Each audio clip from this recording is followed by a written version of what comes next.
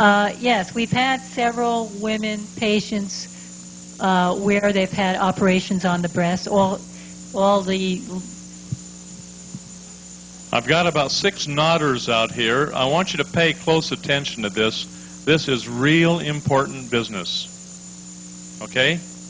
Pay real close attention because we're now into the big leagues. This is no little puppy stuff, okay?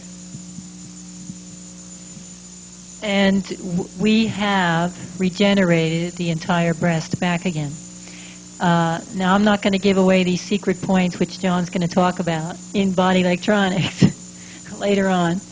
But there are specific points that help more than the other ones. And there have been several women that have regenerated their breasts from the body electronics. Bottom line, can you imagine how many women are out there that have been chopped up and their whole area here is absolutely numb, and all there is just a piece of skin stretched tight like a drum over a piece of bone? You know how many people out there are like that? Now, some people have had other things cut out, and then there's lymphatic problems where they have to elevate their arms, you know, and so on, or wear some sort of a wrap because of the swelling that takes place. Doggone it, I have seen people who had terminal cancer at one time, wherein the cancers were rejected by the body, would come out through the skin and the abdomen and the groin and elsewhere, big lumps of cancer, and then it would heal up right behind that without so much as a scar. Then they came up and we did cranial work. And after the cranial work was done, to ensure that the nerve supply was restored as much as possible, we then went to work on certain areas around the clavicle, which we'll talk about a little later. And the entire structures, where before there was just nothing but tight skin over bone, can you imagine being able to take a handful of flesh that had regenerated? All the feeling would be back where it had been numb before.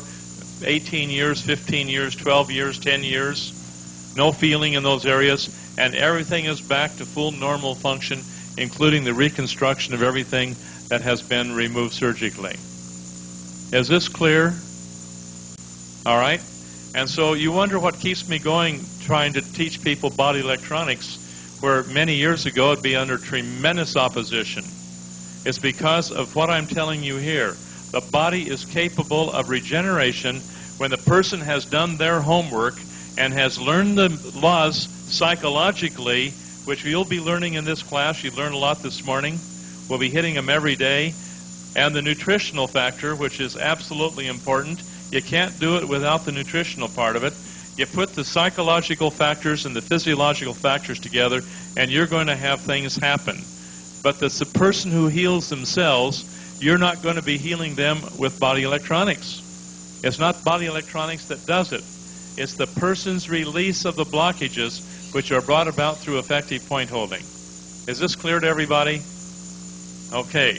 And for some of you ladies who have had scar tissue, and we have 2 of them I know of in this room now, both Julie and Heather, and when the scar tissue removed, at that time there wasn't anybody holding points. They were just simply using 3 laws. The laws of love, of unconditionally loving the situation without resistance. The laws of light, which was the proper utilization of the violet flame that all of you will know about eventually as you study into it with an open mind. And the laws of perfection, which we're dealing with, which are the laws that govern the human body.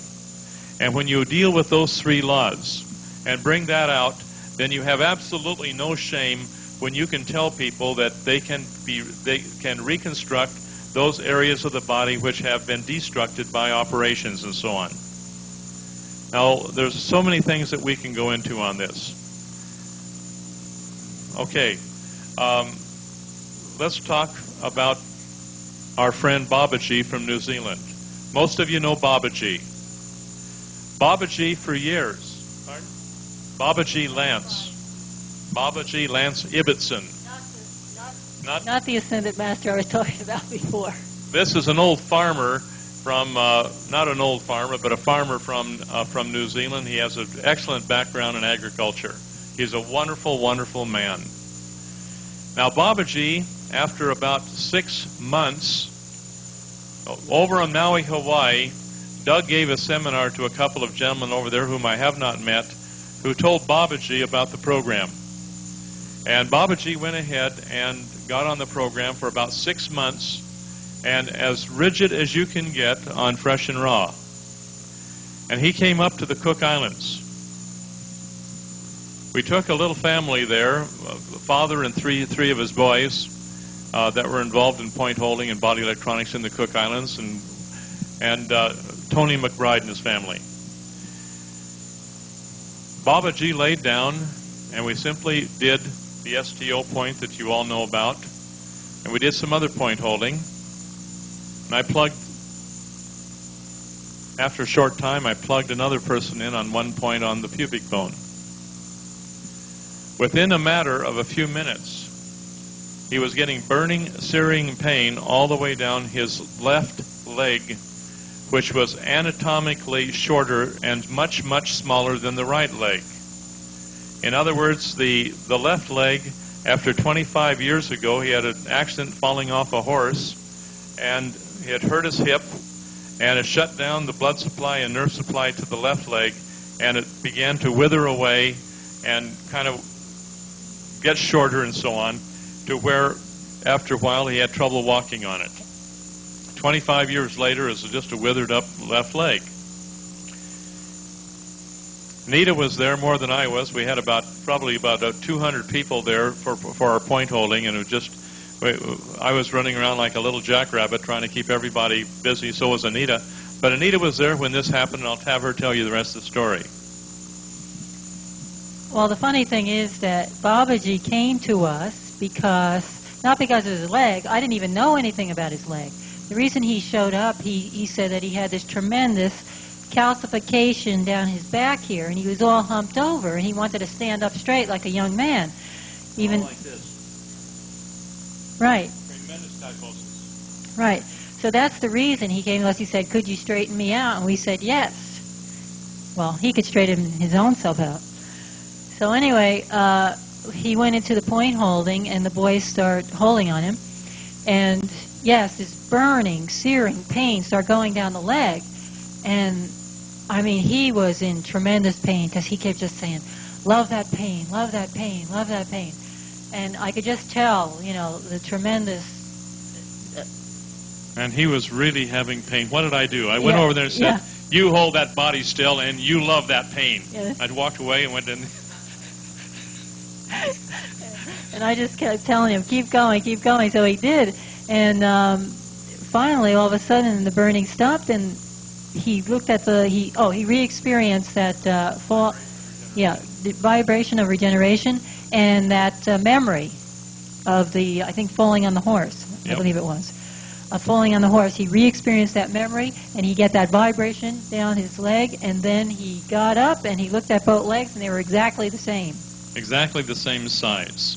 One leg was anatomically shorter than the other, I forget how much, but the leg had grown in circumference about 3 inches. And it was quite a very marvelous thing to see this withered up little leg become just like the other leg. And this is an important point, because you can't predict how the body is going to heal. If you're looking at your big toe, you want that to heal.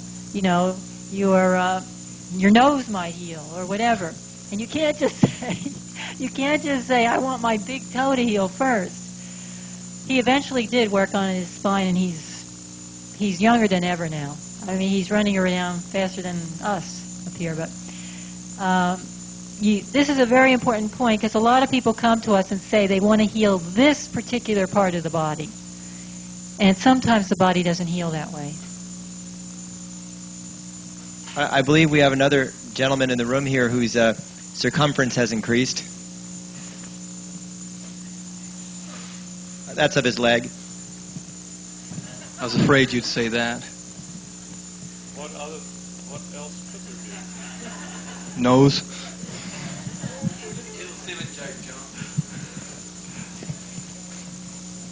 Continue on, please. These guys were holding points on my leg and made it really hurt and stuff like that, and I hated it. And Doug was saying, no, you're supposed to go with the pain and like it. And I used to be able to put my hand around like that and started going about that far then. Oh, man. Republic of. I'm not good at this stuff. I just soon kind of fade back into my seat. Thanks, Doug. I got my leg crushed about 21 years ago, 22 years ago. And I was supposed to be in a wheelchair like 16 years ago, and I said I wouldn't do it. And they said, you can't tolerate the pain. And I started doing everything I could to prove them wrong. And they said they had to cut it off one of these days, which they're still trying to do. But after a couple things of bioelectronics, I've had first week with Lewis the Inquisitor down there, and then another week up in Portland. And Jane, you're putting elbows into my shin and things like that. And I blistered their elbows and hopefully caused them a lot of pain too. Because it's not fun, and I didn't like it. And I've had years of training of yoga and stuff and trying to withstand a lot of pain. So these guys are almost breaking my leg, I thought, and I'm laying there going, Doug walks by and goes, doesn't it hurt? And I go, well, yeah, kind of relative. And he goes, no. He goes, you're supposed to let it come through. You're supposed to let it hurt. This is after like 2 days of just clenching my teeth through the whole thing. So then I have to go back and let it hurt. And son of a gun, man, that sucker burned and everything else. And I was used to running Kundalini anyway through my body. I used to do that a lot. But by the time they got me up in Portland, and the two Janes weren't there, I figured, okay, this is going to be okay. I'm not going to hurt this time. They had some other people do it instead that were really wise to me. And yeah, that night, I think Lewis and I both had our points held that day. And we always know it's going to carry on for another day or so. So the next day he was talking to me. He goes, well, did you burn all night? And I go, God, I was still on the table. I said, still hurting. I didn't sleep at all. But that's when I noticed that I just couldn't put my hand around the lower part of my leg again. Oh, nah, I don't want to do that.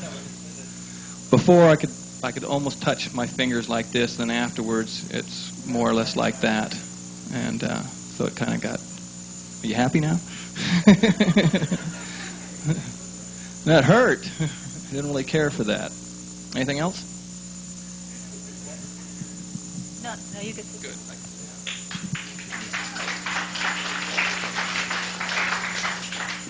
But I think there's something very important that Tom, right? Tom said. CHOM. Yeah, and I had a message this morning to talk about this, but I stopped, and I don't know, I was feeling like somebody needed to hear this. So I think I'll talk about it now. But what he said was he didn't accept what they said, and he was determined. He used his will to go ahead and heal his body. And this is something very important that I've learned too, that sometimes when we get a serious illness, we get so much into looking at the resistances and looking at this, what we did wrong, or this or that. And it's like eating too much fruit and not having any vegetables, you know. We don't put the will there to get us well, to say, I'm healthy, you know. And there's an example in the SRF where they teach you the energizing exercises, where when you do an exercise, you put tension in the arm. And that tension brings the attention there, and it brings the God force there. And therefore the muscle gets bigger because there's that God force going in there, and there's the attention going along with it. That tension that you're creating in the muscle.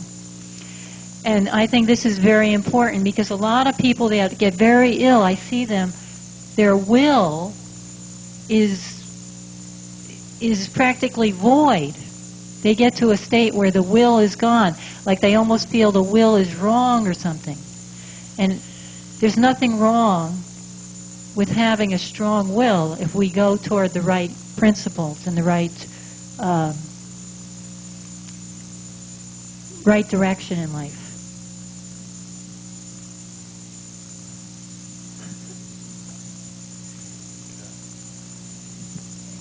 Any questions on that? Well,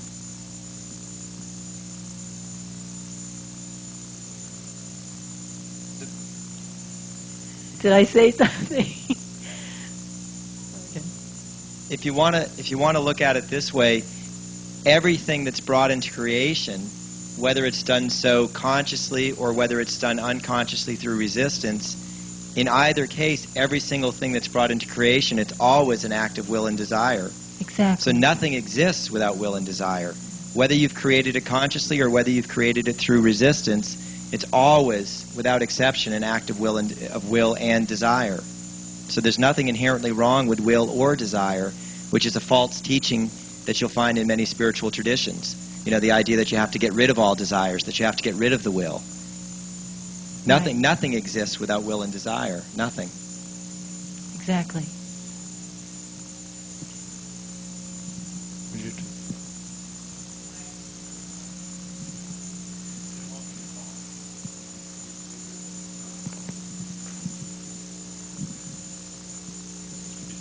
Okay. Number 11.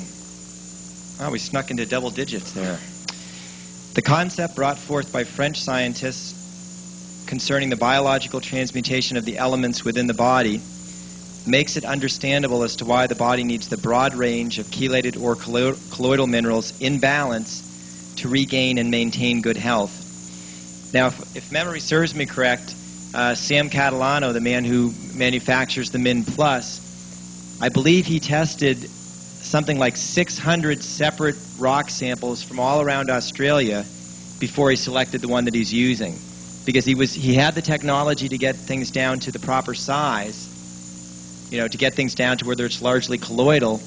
But in addition to wanting the minerals to be colloidal or largely colloidal, you want them to have a very, very good spectrum of minerals. You want to have a broad range of all the necessary trace elements. And so when you're dealing with the Min Plus here, bear in mind that it's a fantastic mineral supplement, not just because of its the size of the particles, but because of the very fact that you have a tremendous selection of virtually all of the necessary trace elements present there. These two things together are what make it so effective. He will have, I believe, the figures right with him on all the different percentages and things. So yeah, check with him when it comes, and I think we'll try to get him here sometime during the seminar. He's just an hour or two away. Okay, number 12. Minerals are therefore justified as a supplemental dietary substance, especially in these days when the mineral content of our fruits and vegetables are destroyed by petrochemicals and synthetic fertilizers. Okay, any other questions on minerals?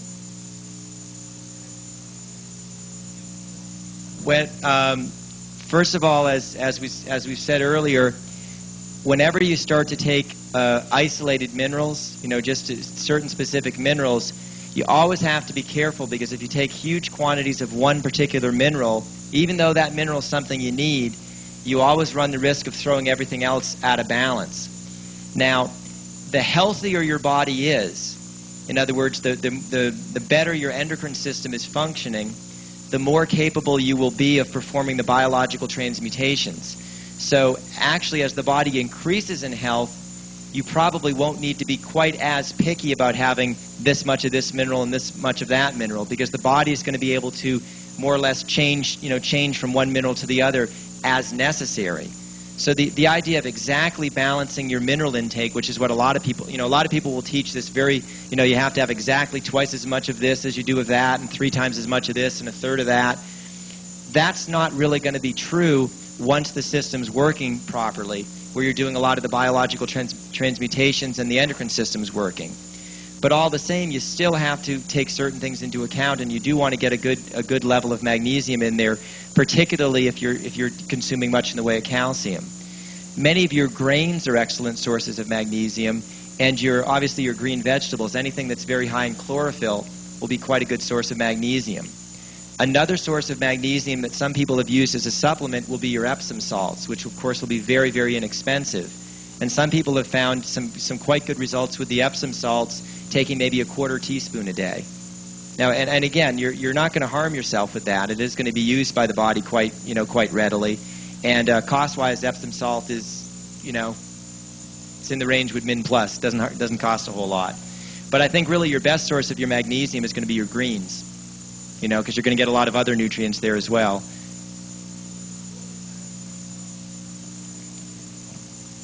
Bring your questions on up.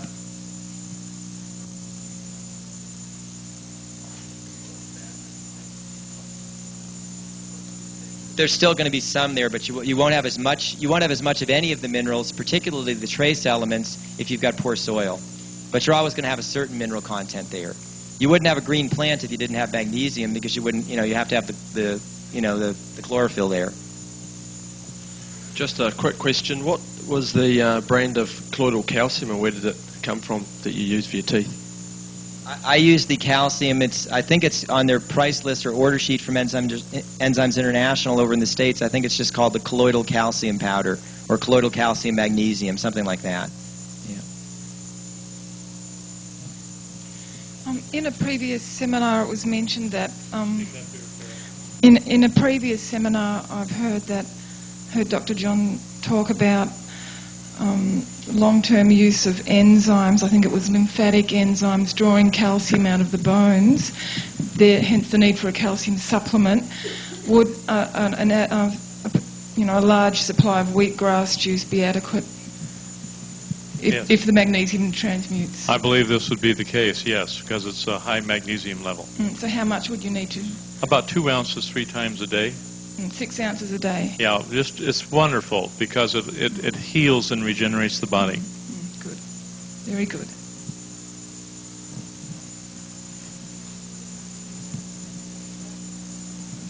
Now, I've been taking coconut dust, and I wonder if you know what the percentage of minerals are in the coconut dust. It depends on Charcoal. where the charcoal coconut dust comes from. If it comes from right close to the ocean, you get a higher percentage of minerals than you do than if it's off on the slope somewhere. Well, in Tanzania, which is on the coastline, and Dar es Salaam, it's on the coastline, it smells very strong of magnesium. In fact, it reminds me of milk and magnesia when I was young. I don't know. Yeah. I don't know, because I don't think that you could smell just specifically the magnesium. I don't think you could. I don't know. That's an answer I don't have. With the Epsom salts, we've got some at home, and they say for external use only. So are they special ones or something? I personally would not take Epsom salts as a source for magnesium. Good. Thank you, John. I just wouldn't. I'd take a little something, sometimes a little tiny bit of magnesium chloride, which is a salt of magnesium, will give you some help. But then again, I wouldn't depend on that. I would go to nature and get your natural ingredients from the green leaves of the different plants. On the subject of Epsom salts for internal use, there's been a lot of the alternative medical doctors in the U.S. that have actually used the Epsom salt or the magnesium sulfate in a dilute IV solution instead of using the normal saline solution with patients after a heart attack. And the studies that they've done have shown that using the Epsom salts that way as a dilute IV solution has greatly reduced the amount of injury to the heart muscle and also greatly reduced the incidence of secondary heart attacks later on. So if you can use it directly in an IV, it would seem like it would probably be fairly all right to take it in orally. Right in the blood. In the vein. Intravenously. Yeah. They've got dosages for using Epsom salts internally right on the box.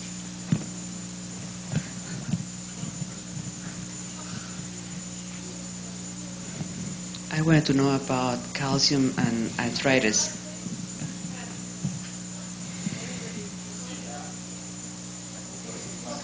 The question was on calcium and arthritis. Okay, let's gear up for a question on calcium and arthritis. Let's look carefully at sunlight. And let's look at the sun, which first of all falls on the skin.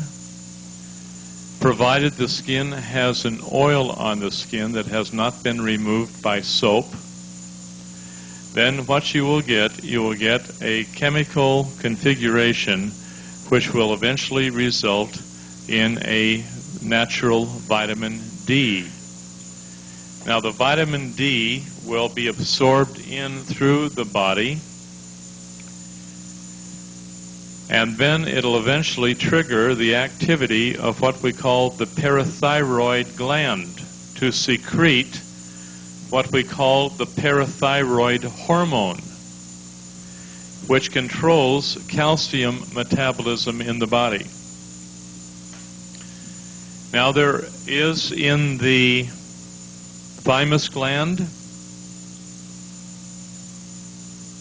there is in the thyroid gland, and there is in the parathyroid gland hormones that are secreted for a balance to the parathyroid hormone from the parathyroid gland. Now, what happens here is if there is an imbalance in any of these endocrine glands, then these hormones are either going to give an overabundance of calcification, which oftentimes is where you get the spurs, your arthritic spurs, and large calcifications along the spine and bones and in the wrist joints and wherever you have it. Or you're going to have a decalcification and a demineralization of the spine, which results in your osteoporosis, and you have your kind of the honeycombing of the bone structures, thus weakening them. So in all cases, what we have to do, first of all, is to make sure that the thyroid gland is working properly, the thymus gland is working properly, and the parathyroid gland is working properly. And suddenly, the body goes through a very rapid change, and then the arthritic condition disappears. Now, so this is important for all of us to take a good close look at. Now, what I would like to do at this point, if I may, to answer that question, it's going to be right in gear with, will you folks promise me you'll do one thing and keep this little package of information together, and don't start tearing apart and looking at it and getting your pages all messed up, because we'll be going down through this material, and what I want you to do is keep it all together, and Paul will be coming back soon with packets that you can put this material in and keep it all together. But I've been waiting for a few minutes for the handouts, some of the beginning of the handouts. I've been waiting until we get these little packets to put this material in, and Paul is evidently taking more time than ourselves. Please take careful notation on notes on what to do. Let's go back in time, 1945, 1944, in that era. During that time, they did extensive experimentation on the atomic bomb. They took soldiers, usually the buck privates, and took the soldiers in America, and they put them out where they were testing out the atomic bomb, and you'd have control group number 1, which had no preparation whatsoever. They'd strip down in their clothing and allow their body to be exposed to the direct onslaught of the bomb blast to see what would happen to them. They took a second group and prepared them for approximately 1 year on giving them an iron supplementation, a calcium supplementation, a vitamin A, the range of your different vitamins, including a tremendous amount of what they call niacin, which is your vitamin B3 plus a B complex.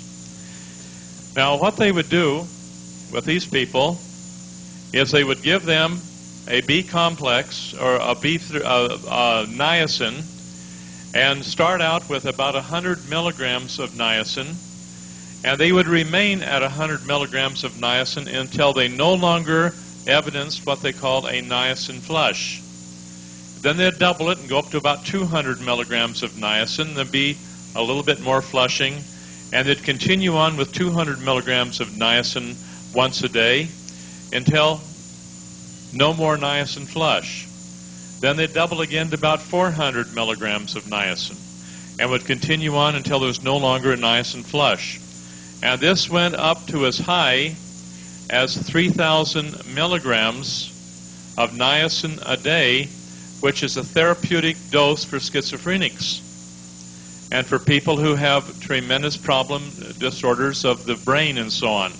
Schizophrenics primarily, and many of your schizophrenics start coming right when they're able to have the vasodilation of the arteries, allowing blood to get into that part of the brain which is not functioning properly. Now,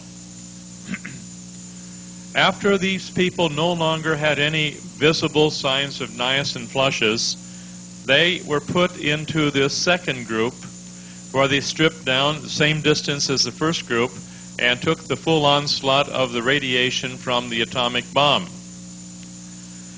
The first group were fried. Many of them died because of radiation burns and radiation sickness. The second group, nothing happened. No radiation burns. And these people appeared to be radiation proof. Now, you won't find a lot of this stuff because most of it has been shredded on their inhumane tests that they did on human beings. And some of it's leaked out in the papers, and I'm sure that you realize the tremendous different tests that they did on American servicemen, especially during the times of the Second World War. There was a book that came out in the United States about 15 years ago. I don't remember the author, but the title of the book is The Atomic Soldiers. And this documented a lot of these tests that were conducted in the 1950s. It's either The Atomic Soldier or The Atomic Soldiers, and I believe it would have been published about 1980 or so. I haven't read that book, Doug. Can you get a copy of that for me? I could try. Do it, please. I'm doing a writing job, and I need all the documentation I can on this because there has to be an expose on this. Now, what are we going to do? Let me tell you what happens, and you'll have some very interesting things happen when you start taking niacin. You get what is called a niacin flush, which you get from niacin, which you will not get from the other B3, which is called what? Niacinamide. So if you take vitamin B3, make sure it's niacin and not niacinamide. The niacinamide will not act as a vasodilator, so you will not get the flush. Now, as you take the niacin, the first thing that'll happen is you take your clothes off in front of a mirror and take a look at the outline of old sunburns that you have had. These are called radiation burns. Now, if you're a welder, you'll find you'll have radiation burns on different parts of the body that were exposed to the welding torch.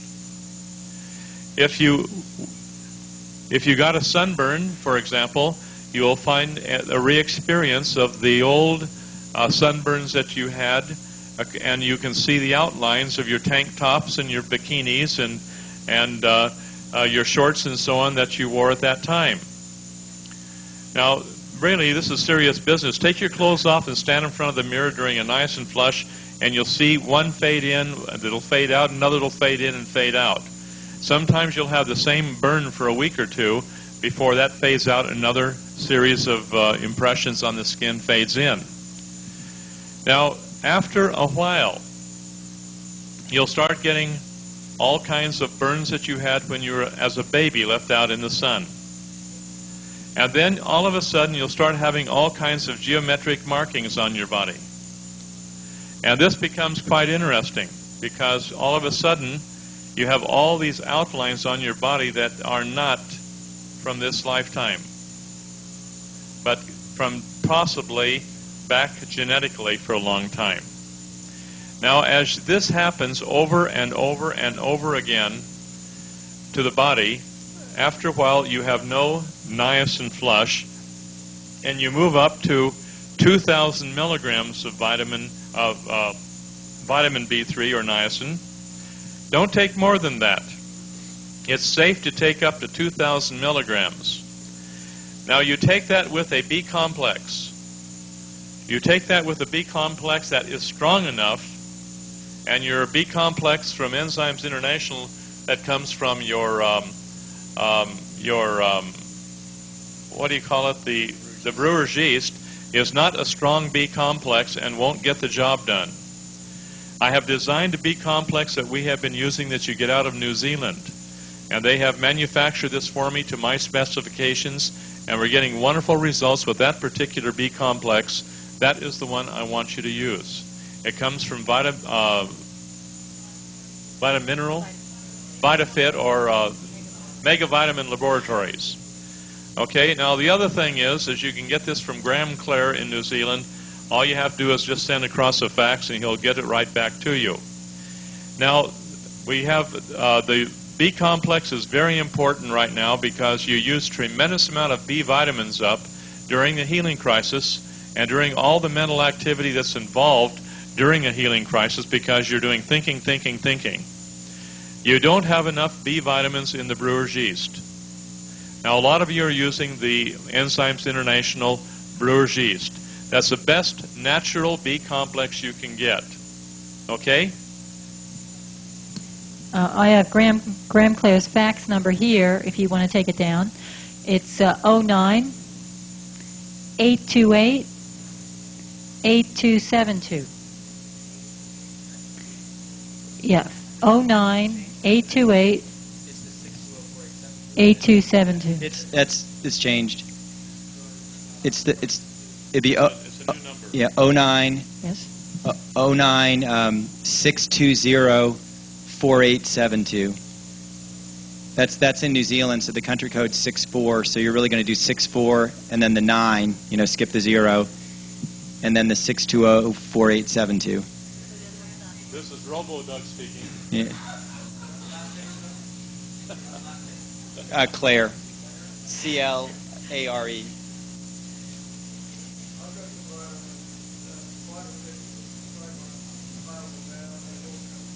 You talk directly here to Whistler, he's got it.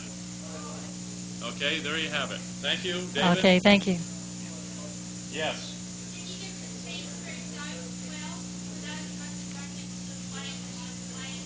The what?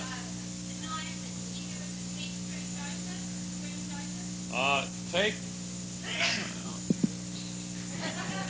on the niacin, you will take about 1 level teaspoon. An Australian teaspoon is equivalent to about 1,000 milligrams of your niacin, and so be careful of taking too much. We had one very good friend. He thought, well, if a little bit does you a lot of good, he'll take a whole teaspoon at one time, heaping, and he was in the shower trying to cool off for 6 hours. I don't want you in that boat. It's unnecessary to go to such extremes. There was a lady down in Melbourne that started off taking 50 milligram tablets, and so she was taking 18 50 milligram tablets, so she was getting about 900 milligrams. She got a new bottle of niacin, and she didn't check the dose very carefully, and they were 500 milligram tablets instead of 50 milligrams. So she still kept taking 18, so she was getting 9,000 milligrams of niacin, and she was getting these totally colossal flushes where she could barely stay conscious. Now, that was probably quite good for her, whether she liked it or not. But this is important as your niacin. And to be what I would believe to be radiation proof, let me put it this way, radiation resistant, not radiation proof. I think in the times coming, if we continue to have a nuclear proliferation, which we appear to be having, okay, the United States has still got so many people involved in nuclear armaments and developing more ways of using nuclear arms under the guise of a nuclear test bomb treaty. You got problems here of total hypocrisy. Pardon me, folks, if you're from the States, but you've got a real problem here. You've got Britain, who is the reason they're supporting the French is because Britain is up in their ears in nuclear research, and they want all the French information. And the French, of course, the arrogant problem that we've had there, where they continue to bomb areas and contaminate areas and ship people by the thousands who are contaminated with radiation into Paris and ship them back in pine boxes. Now, this is what's happened to the Polynesians. It's a well-known and established fact in Polynesia of the thousands of people that have suffered from radiation poisoning. How do we know?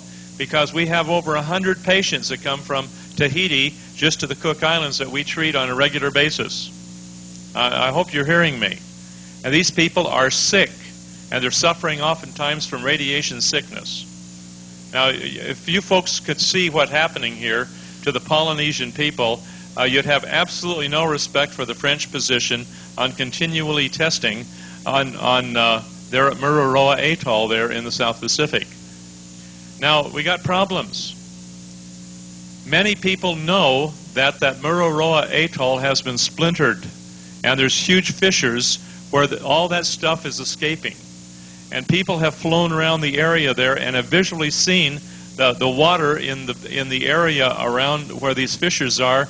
It's like Coke bottles. After you take a bottle of Coke, and take the cap off, the thing is just fizzing and fizzing and fizzing and fizzing. You've got the most dilapidated fish you ever saw in your life that are all contaminated and almost destroyed genetically with radiation poisoning. And the French say, it's all perfectly safe, nothing's happening over there. When it's been proven to the contrary that people are dying on a regular basis from radiation sickness from these test results. Now, folks, I'm sorry. This is what you're looking at. Your governments are lying to you. And in their own efforts to cover up all of the work they're trying to do for nuclear superiority, which they're doing, we're into a nuclear race of unprecedented proportions. Now, this is all covered up. You can talk about all these test ban treaties and one thing or another. It's not going to happen because they're still working for better and finer ways to destroy people. This leaves us in a very questionable position that if the consciousness of man does not change, and if we don't work it to our best ability to get that consciousness of man to change, we could be in a nuclear war, and therefore an ounce of prevention is worth a pound of cure in this area.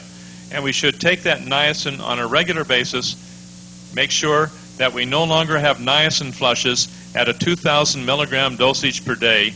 And at that point of time, when we no longer have a niacin flush, if there happens to be a nuclear war with a tremendous amount of nuclear fallout, to some degree we will have momentary protection.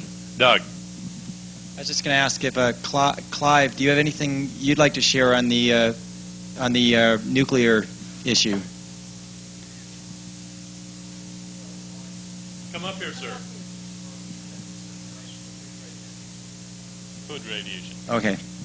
Which is still nuclear energy. It's still atomic energy being misused. And one of the things we have found... yes, Peter? Well, you could have finished there. Go ahead, sir. Radiation burns not only from atomic bombs. I mean, I was a foot soldier in Vietnam. I carried a radio set right on my back, and carried a radio set here on my back with the antenna right there. And we used to get radiation burns, and all you people are probably exposed to radiation burns from radio transmitters, TV transmitters, all sorts of microwave transmitters.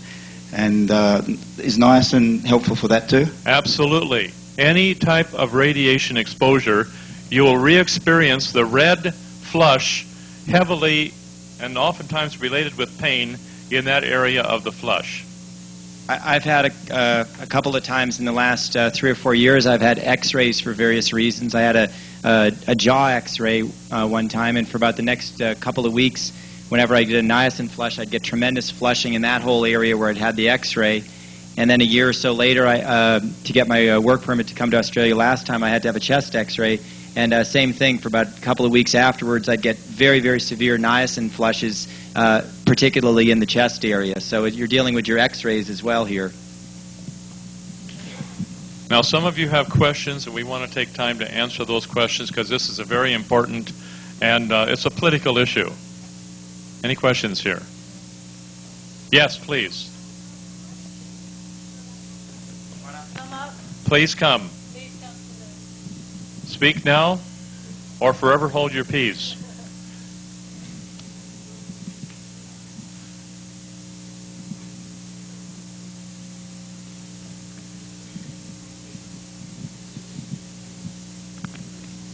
We live in Pinjarra, Speak which it is, here. we live in Pinjarra. Directional. Thank you.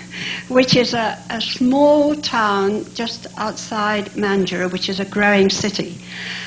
We have been fighting for the last 3 months to stop a firm called Rhone Poulenc, who are a French firm, from digging into our grounds with a rare earth project. We've tackled government officials, and our own local councils, and we're getting very little help. But I would like to ask all Australians, please, to pray and to realise what is happening. Even if it's happening over in Pinjarra, it is going to happen everywhere else if we don't put our hands to the wheel. Just to add to something what my wife has just said, Rhone Poulenc has specified that there is no radioactivity from the rare earth products, and yet they admitted to me and a lot of other people that they would have to put a barrier of 2 inches of water or sand between the drivers and the loads when they were taking the waste product from this rare earth product, which is going to be about 16 k's away from where we're living, to take that up to Southern Cross, where they're going to build a dump for all radioactivity stuff in Australia. Now that means everybody on that route is going to be subject to these 22 lorries a day, and you can bet your bottom dollar they're going to be semi-trailers, they're going to be double loads, and they're going to go right up the Great Eastern Highway through quite a lot of population. They're going to go through part of Perth as well. And they say there's going to be no accidents. The life of the project is 20 years. 20 years by 22 loads a day. It's a lot of stuff to say that's going to go through there with no accidents. So if you're an Australian, try and get this thing stopped. Or even if you're not and you can do anything about it, pray for us because we're going to need it. Thank you. Duncan, before you get off, has Duncan Rhodes at Nexus Magazine been informed of this? That I don't know. Would you make it a point? Who knows Duncan personally? Anybody here knows Duncan Rhodes? Well, we had a lovely meeting with him over in New Zealand when we were there, and he's a man of action. Contact Duncan Rhodes from Nexus Magazine. You can get Nexus Magazine of nearly every magazine stand, and get Duncan's phone number, how he can be reached, and tell him what the problem is and see if somebody can give you a little help in that area. Thank you very much. You need a lot of public exposure. Right. We've got 2 now. Now, also, you talk to Anna Voss over here, and see if something can be done also through other channels. Fine. Thank you. Okay, sir? Thank you very much. Could you also put together a petition that we could all sign while we're here to take home and send to the government? Thank you, Lil.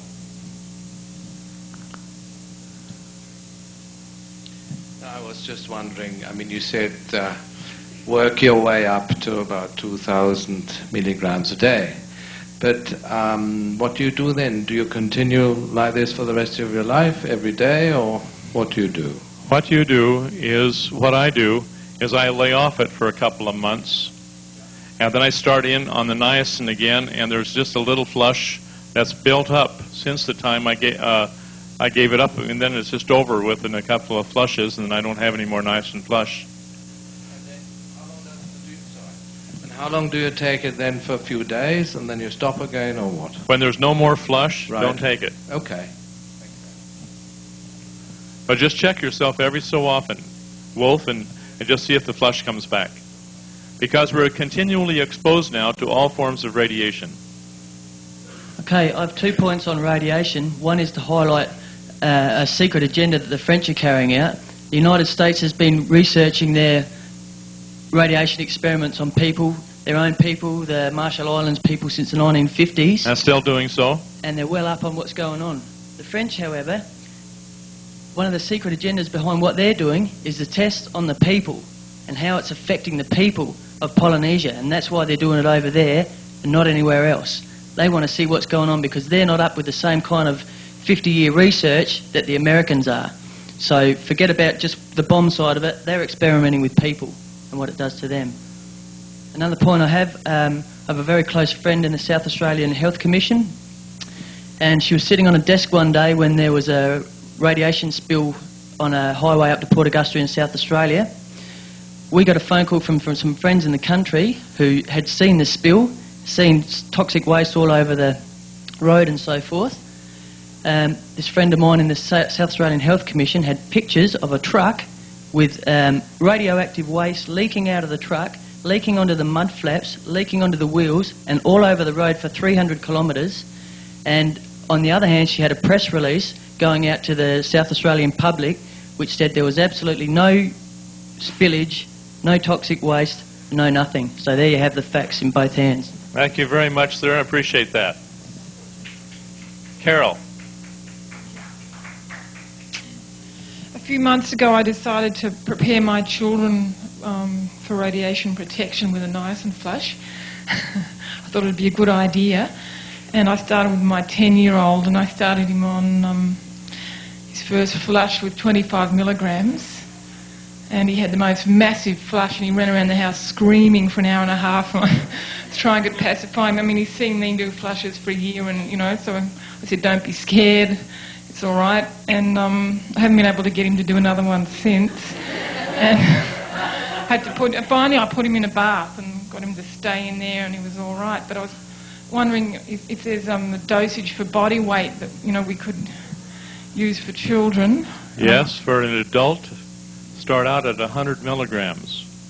If you have a child about 1/10 that size, 10 milligrams is just a tiny little pinch that you could hardly put on the head of a match. And increase it very slowly. Increase it very slowly. Don't put them under something they're not able to handle. Yeah, If they get a nice little warm flush, they say, Mommy, I'm hot all over. Look at this. I've got something. I got measles or what have you.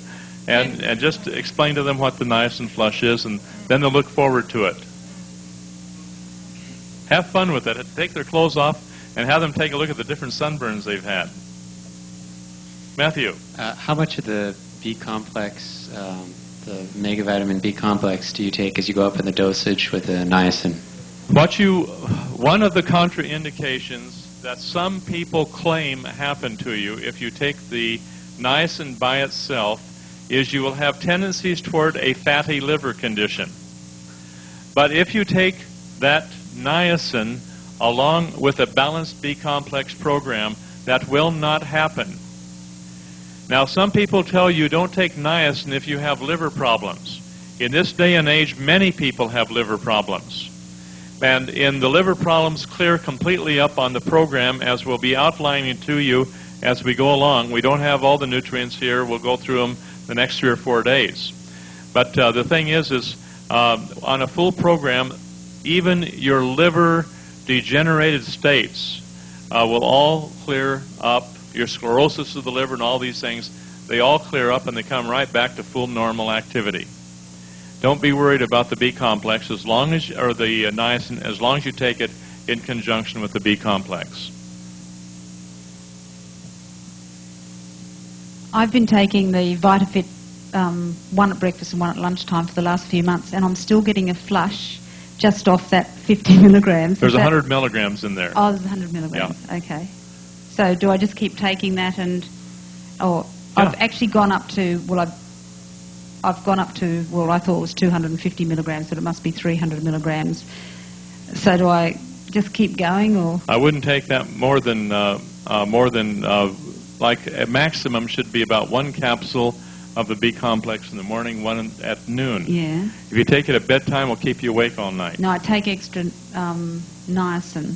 Yeah. The niacin. Yeah, but how come I'm still getting a flush off just 100 milligrams? That's because it's good. It's a very good product. I said that's all you need. That's all you need for now. You're right.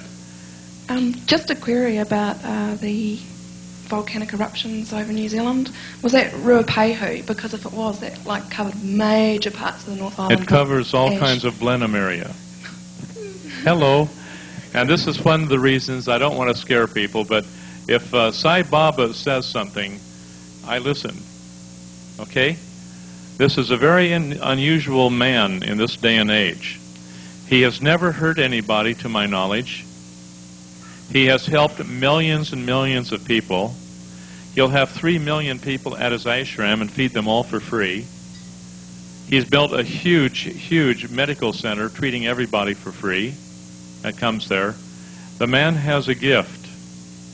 And when he says what he says, that may be the way things are at this moment. But he knows that as the consciousness changes, many of these things that are predictable at one moment can be changed and transmuted in the next moment. Now, but if he says there's radiation coming out of this area, I'd listen to the man, because something is happening that should require our immediate attention. Yeah, just go take more niacin and don't worry about it. What about, How's that? What about HARP? We got another problem there. You all familiar with HARP? You're not familiar with HARP? Who wants to explain it? Who knows about it enough to explain it in the technical aspect? It's another one of these U.S. projects that's been kicked around and hidden from the people.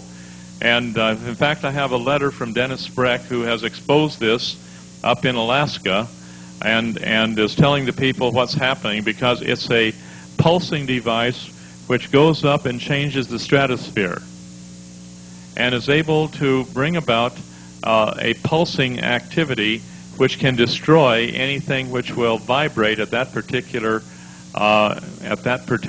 frequency. And it's being experimented with human beings, where the pulsing coming back to Earth can simply psychologically manipulate people to make people think and do whatever the authorities in control want them to think or do. This is where the power is. Now, this is the end result of this HARP. If you get a book by Neil, who's that guy we met in Sri Lanka? Neil.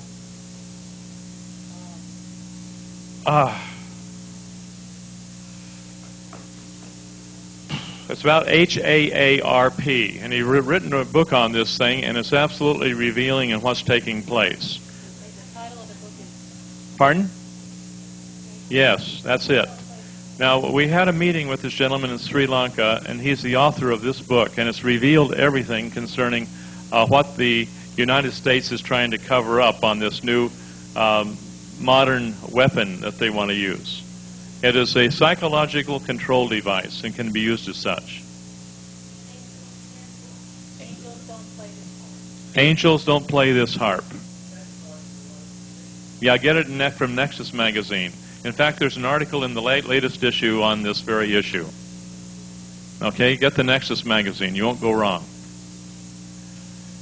Any other comments?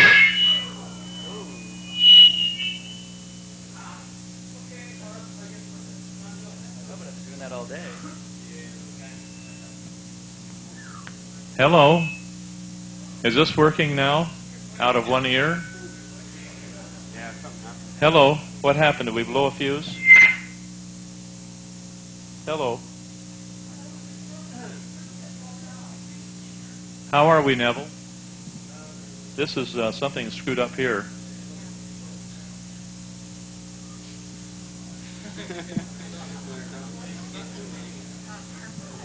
Hello, Speaking again.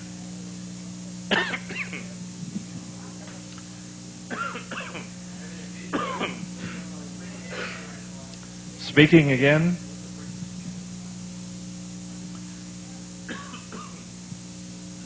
Another gremlin in the electronics. Hello, hello. Hello? All right up there? This microphone.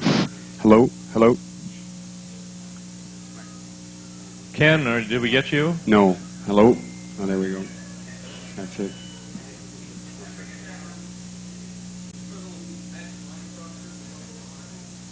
Okay.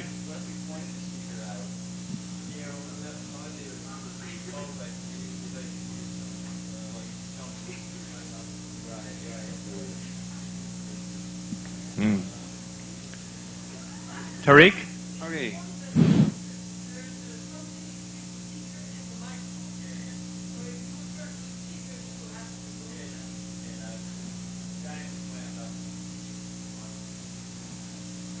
Okay. Question on niacin. A friend of mine took 50 milligrams, and she wound up going through really serious convulsing and continuing on. What's happening there with that? She flushed. She got dizzy. She almost passed out. Is it just her body's just not? Is she going to grand mal seizures? Or does she just shake and tremble? Just shook and trembled. Yeah, that's a common thing oftentimes when you take niacin. Don't let that worry you. Okay. But tell her to take 50 milligrams and continue till she no longer has that. What's that going, Doug? What's happening here? We're getting tons of feedback off there. I think it's just up more. Because, I mean, I've been pointed over there the other time. But I just got it now because when I took my head off that, I got it. It was pointed in that direction like that. Okay. Now we're back to normal, aren't we? Pardon me? Okay.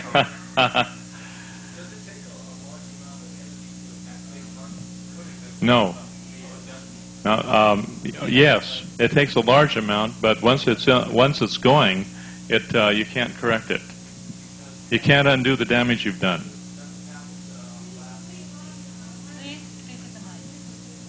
Just get your body in front of you. Stand right there, Doug. Get between you and that. There we go. There we go. That's good. That's just wonderful. A year ago in November in California, Washington, Oregon, Montana, parts of Colorado, Wyoming, and Utah, we just went off grid like that. It happened a little after 12 o'clock. Lewis, you know about that. When parts of California, Arizona, and all those places went off grid a year ago in November, and they had no explanation for it. All those states just went blank, no power. I mean, everything went off. And we couldn't figure out what it was, and I got in contact with some people that are really high up in different militias and everything, and that's what they were talking about, was where they bounced a beam off of the ionosphere and had it come back down. They said the tremendous amount of energy needed for that just took everything right off grid, just drained, I think, Hoover Dam and a couple other places that are big energy sources, just drained it like that. And we stayed off grid for at least 10 minutes. And I was just wondering if that was the same thing, because they were talking about a mind control thing and things that would shut down electronics. I think you and I talked about that the last time at Lewis's place, too. I don't have an answer for that. Our ignorance sometimes in these things are absolutely astounding. There's a knowledge explosion taking place that we can spend years just chasing down the concepts in one given small area. And so we have to start using discernment as to how we're going to spend the rest of our life. Are we going to be in a position of forever learning but never coming to the knowledge of the truth? Or are we going to change our thinking and putting ourselves directly in harmony with God? I think the only logical answer is the latter. Okay? So this is something I want you to consider. Let's go back to nuclear power. Back during the 1940s, a Dr. Oppenheimer, who had a great deal to do with the Manhattan Project, is under his direction and control. He and his colleagues were very, very disturbed because they found out that there was a definite destruction of oxygen in the Earth's atmosphere in response to the nuclear or atomic radiation that was given. At that time, under the direction of Dr. Oppenheimer, a commission was established to test ozone destruction as related to nuclear fission or atomic energy. Now, that particular study was buried. It never came out because the general opinion is not enough oxygen was destroyed at that time to make it, too lethal, shall we say, to the Earth itself. During that time, Dr. Walter Russell, the papers are in this particular file. Dr. Walter Russell began in 1945 to tell people exactly what was happening according to his work and findings of the destruction of oxygen in response to any form of atomic or nuclear power. Since that time, the oxygen level has dropped. They talk about the ozone hole, but in reality, the oxygen level has dropped around the atmosphere of the Earth, so that I think you're all aware of what they do in Tokyo. They got a little snifter in every corner of ozone. You put in a little bit of money here and you can sniff a bit and get your oxygen level up. Are you familiar with that? This is Tokyo. This is common in Tokyo. How many have been to Tokyo and they're aware of the snifters? Is that correct? Okay. Now, in many of your other cities, people are recommending different type of ozone manufacturing equipment. People are recommending different types of oxygen supplementation to bring the oxygen level back up to a high level in the bloodstream, so that if you get the oxygen level over 85% in the bloodstream, then there's a certain amount of protection against viruses, parasites, and bacteria in the body. Where if the oxygen level drops below a certain level, then you're totally into what they call an anaerobic condition in the body, where you're subject to viruses, you're subject to bacteria, and you're subject to parasites throughout the body. Now, right now, your people who are sick from various viral ailments, parasitical ailments, and bacterial ailments, this is increasing markedly, which requires us to consider the need for oxygen supplementation. Much of the information will be on these handouts.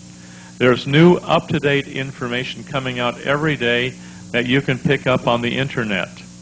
If you start surfing the internet, you'll find all kinds of information on oxygen deprivation throughout the Earth's atmosphere and the dangers that are coming from that people are becoming more and more aware of. Therefore, we have to have some means of increasing the oxygen level in our body, and we're finding, and we'll get into this in sclerology, and we'll show you pictures and forms and so on of this, but we're finding that there are certain signs in the iris and sclera of the eye showing the oxygen deprivation in the Earth's atmosphere, which is affecting our bodies. We're not getting enough oxygen to throw off illnesses such as cancer, such as other types of viral infections, candida, and so on, etc. Because the body is not working on an aerobic level, it's working on an anaerobic level, allowing these things to proliferate. Doug, would you share things there that you'd like to share?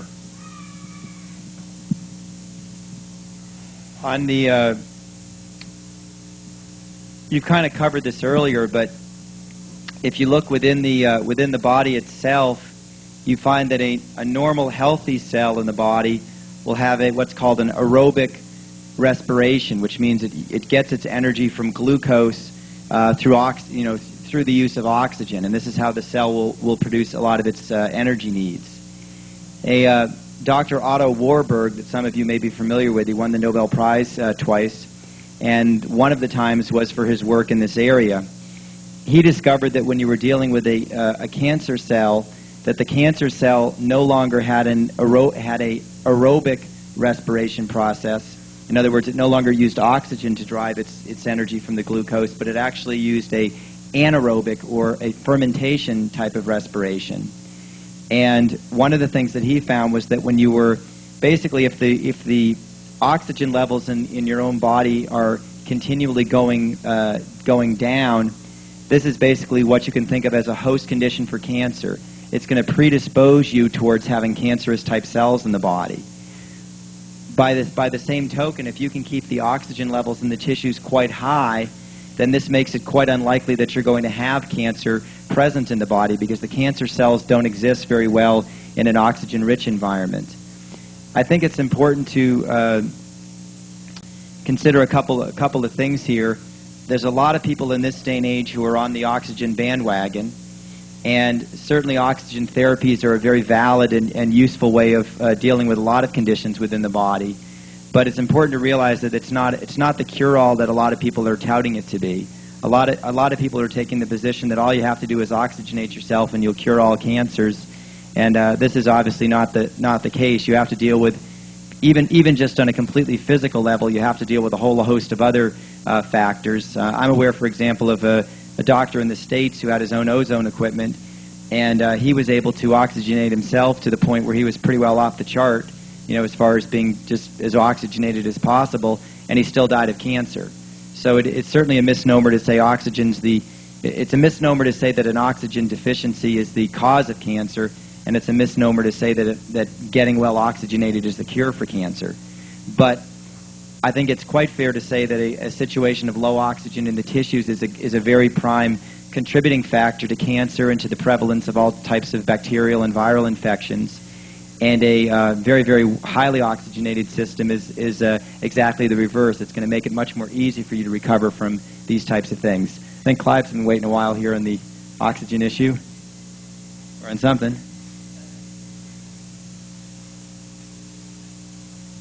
Well, it wasn't on the oxygen issue, although I have been on ozone oxygen treatment for my arthritis, and it's done wonders for me. And I know it's done a lot of good for some cancer patients up north. But I also agree that in many ways it's a sort of first aid. It takes care of the symptoms, but it still doesn't necessarily address the cause. So in that sense I'd agree with you. What I actually wanted to do was share some thoughts on the nuclear industry and how we experienced it when we fought an attempt to get a food radiation plant set up in Auckland, New Zealand in 1986. And I think you have to bear in mind that food radiation is a process that's been touted not primarily to preserve food and give food shelf life.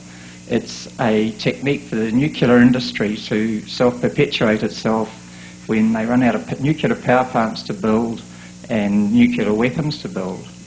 And this became quite clear as we fought this battle. The company originally told the community that the plant would be for sterilising medical supplies and that it would use a cobalt-60 irradiation source. When we did the figures, we realised, looking at all the proposed food radiation plants around the world, that there was not enough production of cobalt-60 in the world, or could ever be, to supply those plants, and the company eventually admitted that they would have to use cesium-137, which of course is a major byproduct of the nuclear fuels and nuclear weapon production industry. And by using it in these areas, it partly justifies the existence of those processes, and also as a way of getting rid of their waste products at a profit. They said they told the community the plant was to sterilise medical products. We got the technical drawings of the plant, and it was very obvious from the size of the radiation chamber and the mechanics of the plant that it was designed to handle large pallets of, say, kiwi fruit or otherwise, and not small packets of medical equipment. The company eventually had to admit that. They also had decided to site the plant next to the international airport, which was very convenient for air freighting produce out, but not medical supplies. We eventually forced a government commission of inquiry, and in 1989 this recommended that food radiation not be used in New Zealand. The government sort of weakened that and said, well, not at the present level of technology. Basically they put it on the back burner. And since then we've monitored efforts by the Kiwi Fruit Marketing Authority and a lot of research by them to develop techniques for irradiating kiwi fruit and other produce so it can get into places like Japan, the United States, all these areas, which under GATT we're actually forced to use these technologies eventually if the full implications of GATT are utilised. But the long shot of it was that we had an industry that lied to the community right down the line. It lied to the government. There's a lot of ongoing research to introduce a technology like food irradiation, and a lot of you will face this in your communities, and it won't be just with food irradiation, but you've got a whole army of engineers and experts whose lifeblood is nuclear fuels, nuclear energy. Their main sources of work has been cut off, and they're looking for alternatives, and one of the areas that's come up is food radiation, and they will go to great lengths to disguise, to lie and deceive governments and communities as to what is actually going on, just as these people said about the rare earth situation in Australia here. You will never get told the truth. You have to just keep digging and digging, and you'll eventually uncover the truth. And it's very different from the reality that's painted on the picture, on the surface. And this HARP concept is another good example of where the governments are spending a lot of time and effort to deceive the communities of what is actually going on, and they're trying to disguise things with, you know, fairly innocuous wrappings around the outside.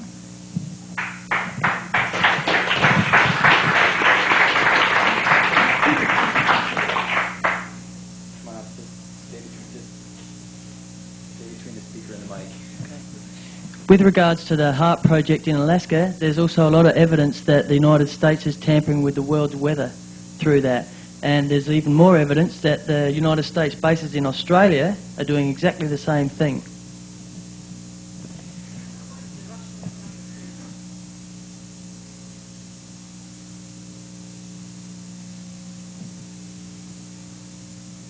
I just have a comment on ozone therapy. I've been involved with it for a few years, and it's very prevalent where I come from in Maui, Hawaii. One thing to bear in mind is that ozone is a free radical, and if you use it to a great degree, it will tend to deplete the antioxidant supply in the body. I've seen some people that you've gone overboard with it and gotten, you know, wrinkles and premature graying and that kind of thing because their nutrition was poor, but they were really pushing the ozone. So it needs to be done with a lot of good nutrition.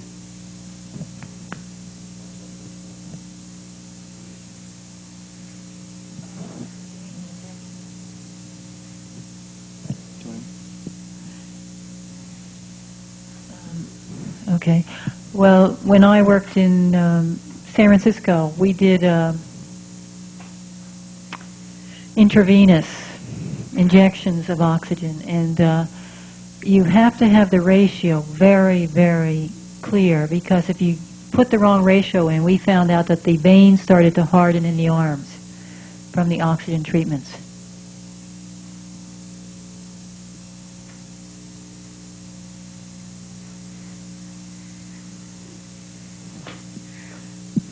The question I want to ask is, we seem to be at war, and I don't know with who, and it's like the Pearl Harbor.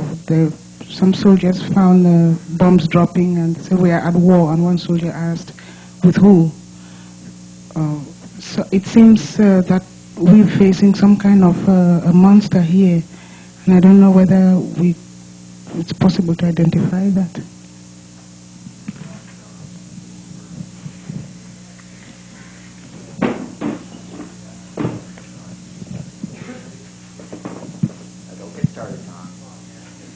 Watch your blood pressure.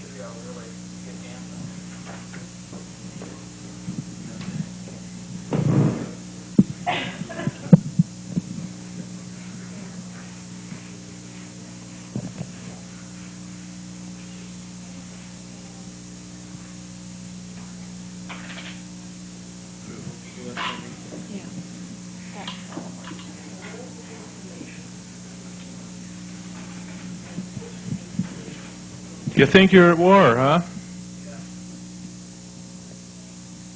let me illustrate for you a part of the war plans. All right? This goes back a number of years. This goes back to Fort Detrick, Maryland. This goes back to the World Health Organization facilities, where they did a lot of work in Fort Detrick, Maryland. And they had sheep Visna.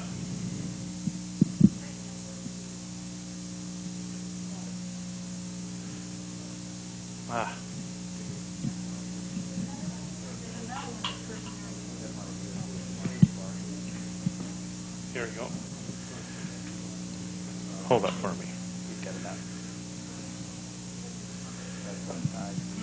Sheep Visna is a very powerful virus which destroys the brain and nerve cells and causes a dementia and a destruction and shrinking of the brain of sheep. It's a very powerful,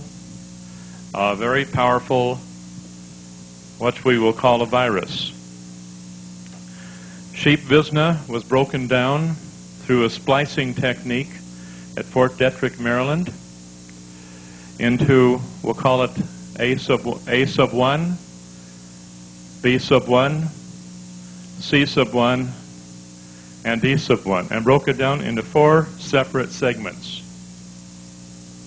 Then they took a material called bovine leukemia. Bovine stands for cows. Bovine leukemia.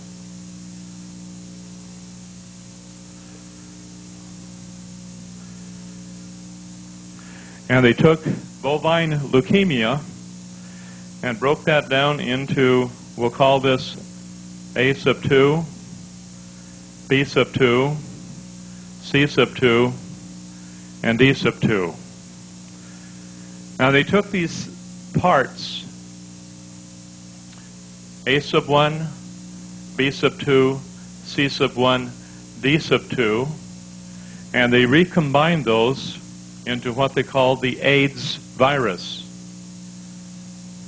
They tested out the AIDS virus, and they found out that this was a very, very powerful virus which affected the immune system and it destroyed eventually the T cells. And so they concocted a plan which has been on the drawing board for some time for the destruction of large segments of the population to bring it down into a management control of about 10% of the existing population of planet Earth. The information that I'm giving you, other people have died in their attempts to bring this out to the public. All right? I hope you're happy with this because you'll need to know this information. Okay. I sit on the board of directors of a corporation. One of the board of directors lived in Zaire, in Africa. He worked for the World Health Organization. He was in charge of the inoculation of 80 million people with the smallpox vaccine throughout Africa. He was in charge of Zaire. This is coming kind of close to home, isn't it, to Tanzania? Remember the smallpox vaccination that went throughout all of Africa? Okay. Now, the people that got inoculated with that smallpox vaccine also had a flu-like symptom. That flu-like symptom was the result of the AIDS virus being laced with the smallpox vaccine. This was the plan of some of these crazy people at the very top of the World Health Organization for the destruction of a large numbers, millions of people in Africa.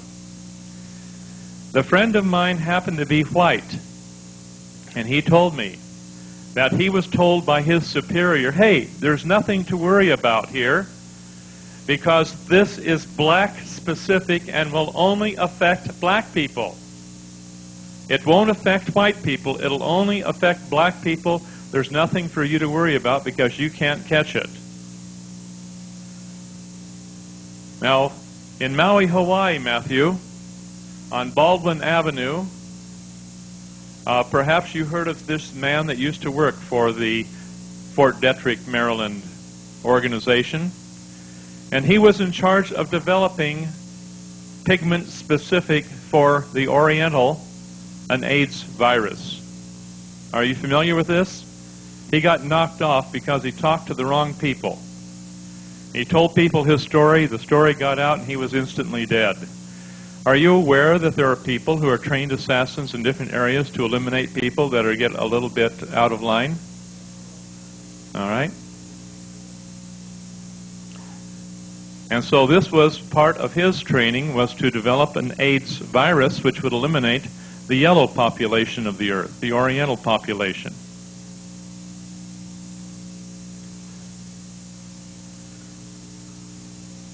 Now, some of you might say this is absolute ridiculousness. But the fact is two people, Dr. Strecker from Pasadena, Los Angeles, and his brother, who was a lawyer, the lawyer did all the research on this, found it all out, was able to get into the inner circle and realize that this was a plan of certain crazy people in top positions of the World Health Organization. A friend of mine came from the United States earlier this last year. He came to visit us in the Cook Islands, totally upset over things that he found out about. One of his friends worked for the World Health Organization, and he said during the year 1995 and during the year 1996 there would be 40 new viruses that would be launched on the population of the planet Earth for the purpose of destroying the immune system, so the AIDS virus would act more quickly to destroy more people and defoliate the population of the Earth and get it down to a manageable form. You think we're at war? Do you think the black people like to be targeted in Africa? Do you think the Polynesians like to be targeted in the Pacific Ocean? Do you think the Japanese want to be targeted where there's, right at the present time, your AIDS virus #1 has launched itself in south of Japan, where within 15 years all those people are going to be dead of a leukemia-like virus? Are you aware of new viruses starting to hit places like among the Indian population in the United States, wherein around the Four Corners area there's thousands of people who have died because rats carry this little virus that all you have to do is get the rat urine or the rats on you, and within just a few days you're dead. Are you aware of that? Okay, this man told us that he was there among the people, and he saw what was going on, and it scared the liver out of him because he found out that this was launched for what purpose? To destroy the indigenous people of America because they were out of harmony with government policy. You like that? Okay. Now, so frankly, if there's going to be another 40 viruses launched on places like Bombay and New Delhi, and Anita and I were right in the middle of one of those, and we got a new virus that hit us that destroyed our red blood cells. And we were knocked flat on our feet, and we both nearly died. That was about 2 months ago. It takes about 2 months to recover from that. But in the meantime, thousands of people died as a result of that, and because of this flu-like virus. Diarrhea, stomach aches, headaches, and then when you're lying in bed and you can't get to the toilet, and you're lying in bed and you can't think, and you don't know who to call, and you don't know what to take, I'm just very happy that Anita picked up before I did, because I just didn't pick up. I lay there and I was sick for a long, long time, and I hardly had enough strength. I couldn't climb up a flight of stairs. Doug remembers a couple of weeks ago, about 3 weeks ago, about a month ago, where I was still down and I couldn't think. I couldn't hold a decent conversation with anybody because my mind wasn't working. I couldn't remember names. That's at least I could recognize that I couldn't remember names. I could see their faces, but I couldn't remember what the names were. I was down and out. Now, I don't appreciate this because indiscriminately we're all being targeted. Now, we need to build up our immune systems. We'll be talking about that. But are we at war? Yes, we are at war with crazy people that have elitist connections that are dedicated for the defoliation of the population of the planet down to a manageable population of about 5 to 10% of what it is now. Hey, have some fun, folks. This is fact, not fiction. Yes, Nikki, come up here. And from what I've been reading too, they're like targeting kids through compulsory vaccinations and things as well. That's correct. Now, compulsory vaccinations have no place in a sane society because every good homeopath will tell you the bad effects that vaccinations have upon the body, and they will not allow vaccinations to take place. So vaccinations are a no-no in any sane society. There's a lot of work that needs to be done on vaccinations, a lot of knowledge that needs to be looked at. But the side effects of vaccinations are far worse than the disease it tries to prevent. Doug, you speak your mind, sir. Well, even if you do even just a minimum of research on vaccinations, it's quite obvious that they've never done anything whatsoever to prevent any of the diseases that they're supposed to prevent. I was an applied math major at the university, and I did a lot of work in probability and statistics. So I have a pretty good aptitude with numbers and all. And I remember one of my professors, and this is at a very mainstream establishment university. This was not some kind of radical type professor or anything. He just said, purely from a statistical point of view, that if you looked at any of the infectious diseases that used to be epidemic, without exception, those infectious diseases had gone into decline generally about 70 to 80 years prior to the introduction of a vaccination for that disease. I mean, that's just cold hard fact. And actually, the main thing that had reduced most of the infectious diseases was just better public sanitation. And what actually happened statistically is, as soon as the vaccinations were introduced, you had several years where you had all sorts of disease again, because as soon as everybody was getting vaccinated for things like cholera and smallpox and other things, all of a sudden you were having all sorts of disease where for 70 or 80 years previously you'd been down to practically nothing with those diseases. And if you look in most of your countries around the world where you get any of these diseases at all anymore, it's far more likely to happen amongst the people who've been vaccinated than it is amongst the people who've not been vaccinated. So again, just look at the cold hard facts here, and it's pretty obvious that vaccination hasn't done anybody a bit of good, and it's also fairly likely that it's done a tremendous amount of harm. There's a lot of studies in the United States, for example, linking the crib death or cot death, I think they call it over here. Sudden infant death syndrome is the U.S. title, but basically unexpected and unexplained deaths of infant children tends to come very frequently right after a vaccination.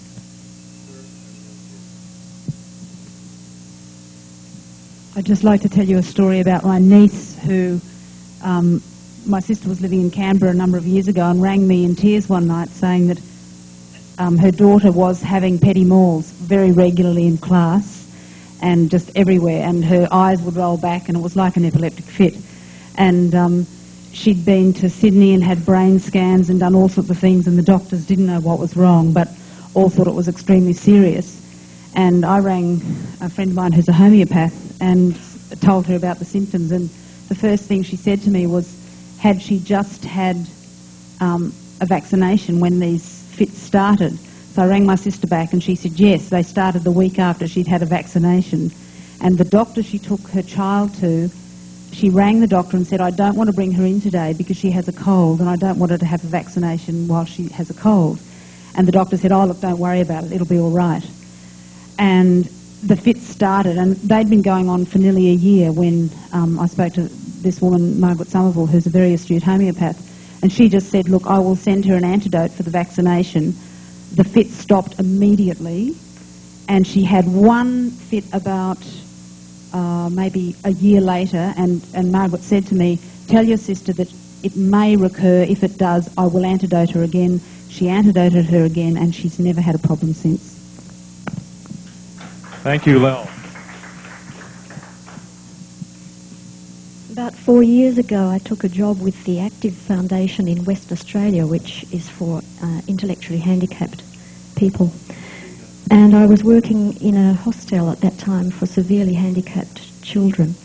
And there was a surprising amount of them who had been perfectly normal infants until they had received a vaccination of some sort. And then they were so severely handicapped as to have no speech and very reduced function. So that was a bit of an eye-opener to me. Thank you, Jenny.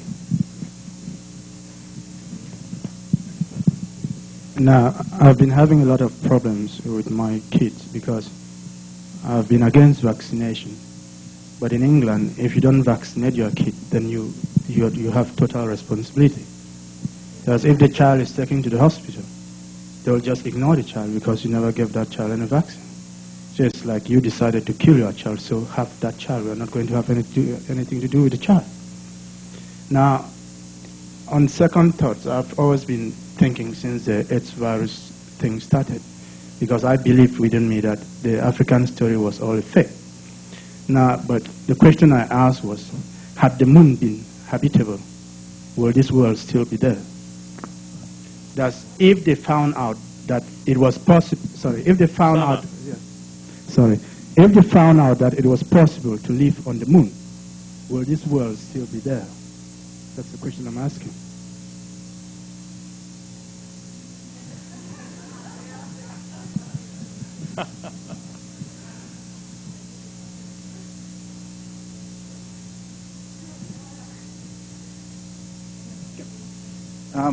I'd like to just maybe mention another angle on all this, and that is if, whilst it's good to know about all this stuff and it's good to be concerned, what I found for myself is if I get over-concerned, then I'm neutralized and I become like a social activist, and it's like I'm worrying about everybody else's problems and I don't take care of my own.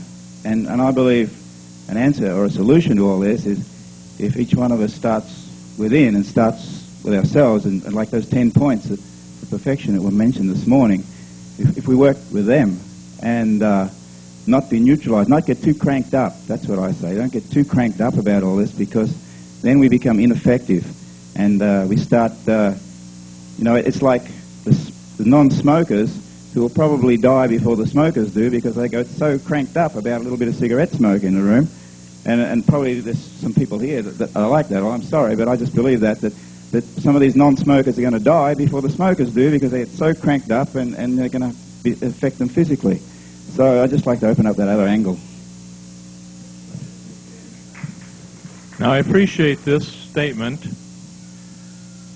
but I'm going to say this very carefully. We have to get out of the black and white realm, and we have to get into the realm of the gradient approach to looking at human behavior. Now, what I would like you to look at very carefully, you all got your pages of, you all have your little group of pages, don't you? Did you all get one? I want to thank the gentleman for passing these out. You all got one? Who did not get one? We have 2 people over here that evidently were not here. And thank you very much, John.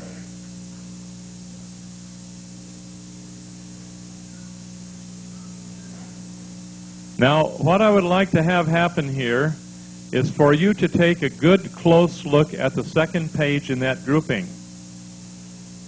And I'd like Doug to go through and explain this material thoroughly, that we may understand where people are as they progress up the scale of activity. And this will correspond identical to the health of the individual. So Doug, go for it. Take down very careful notes. Do you all have that second page out? It's where it says the levels of emotion on the top left. You all got it? Okay, Doug, go for it. Okay, most of you here from previous courses are probably quite familiar with the scale of emotions, where we go through 7 different levels: enthusiasm, pain, anger, fear, grief, apathy, and then unconsciousness. This would be the 7 levels of the scale of emotions. You're probably also somewhat familiar with the association between the different endocrine glands and the various levels of emotionality. where you'd have the pineal gland associated with the level of enthusiasm. You'd have the pituitary gland associated with the level of pain. You would have the thyroid and the parathyroid at the level of anger. At the level of fear there, you'd have the thymus and also the heart at the level of fear there. You move down to the level of grief, and you've got the pancreas, adrenals. Down at the level of apathy, you're going to have your spleen.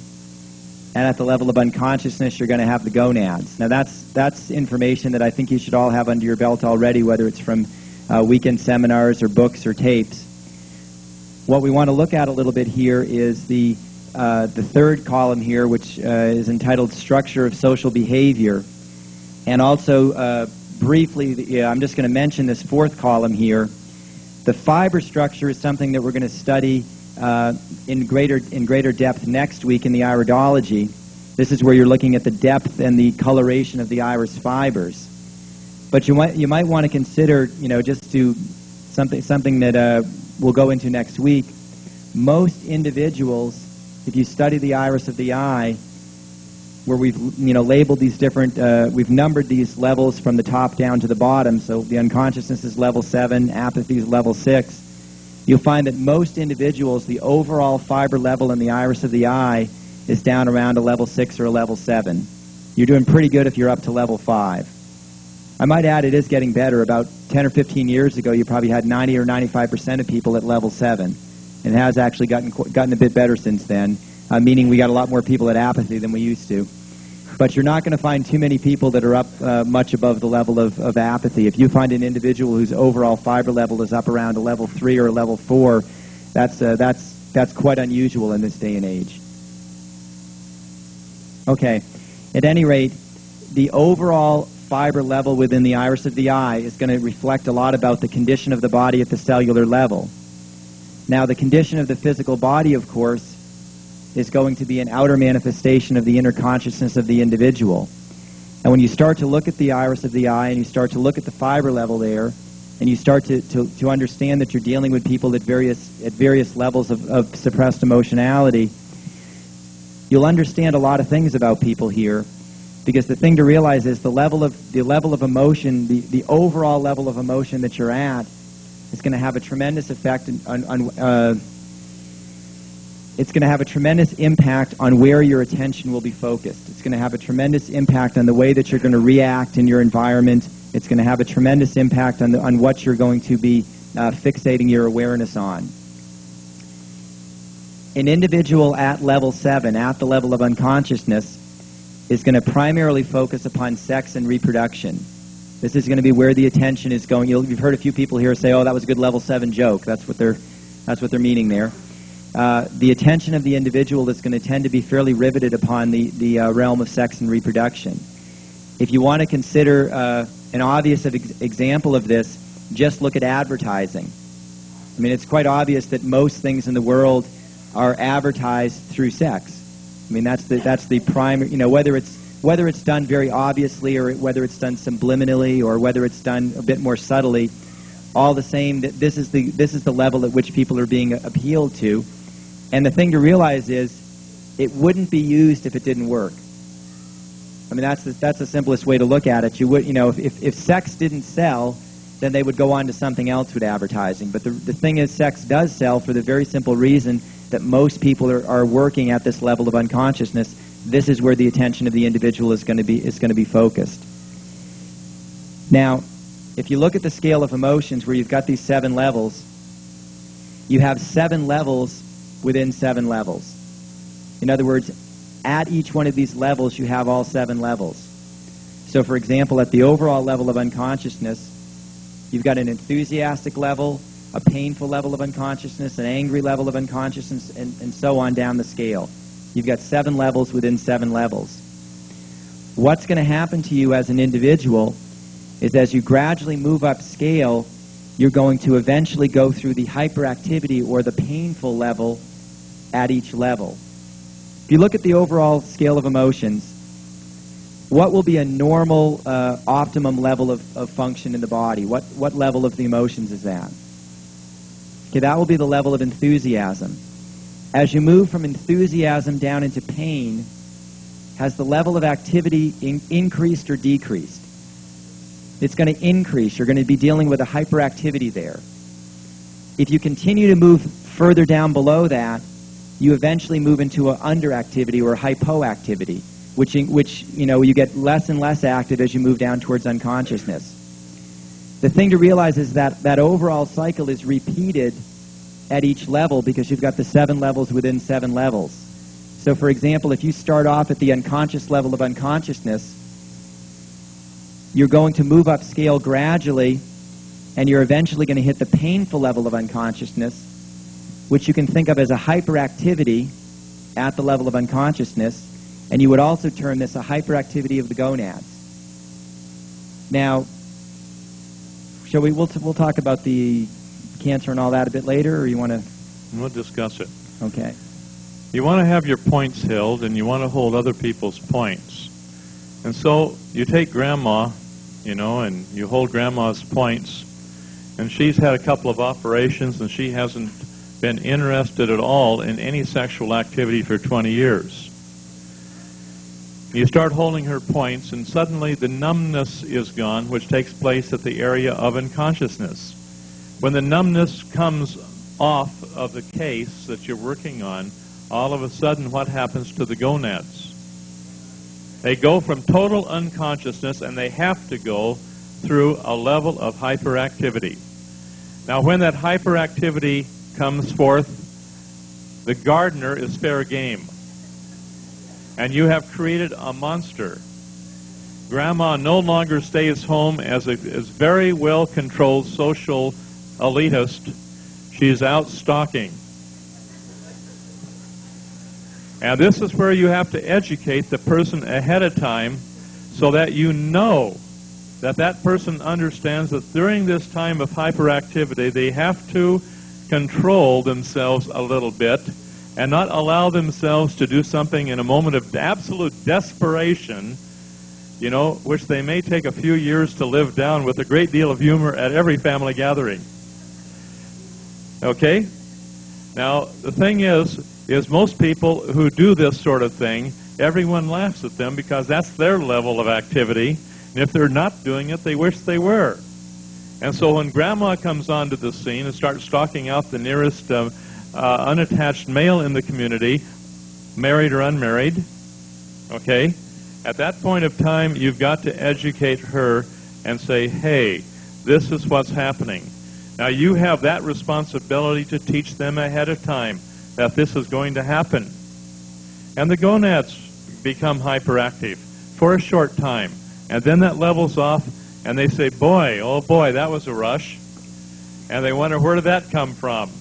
But their eyes are open, the desire is still there, but it's not out of control like a 17-year-old girl or boy at that level. All right? But you got the idea, folks. Now, this is very real.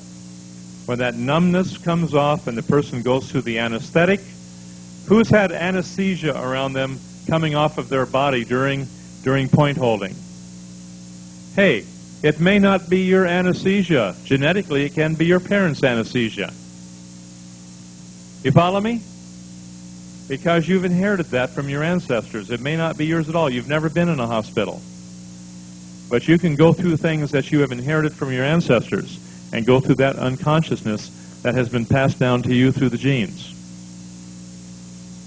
So you consider that. When that comes off, everything comes alive. Okay. Do you know how to tell the difference between a boy chromosome and a girl chromosome? Pull down their genes.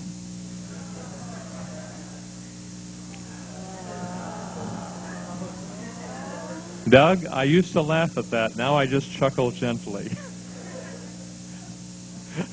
You must have made it up to level 6. Go ahead, sir. Okay, so we move up through that first hyperactivity there. And again, you're going to find that overall at level 7, your attention is going to be pretty firmly riveted upon this one area. And that's going to be even more exaggerated as you go through the painful level or the hyperactivity there. That's pretty much going to be all you're going to think about at that point.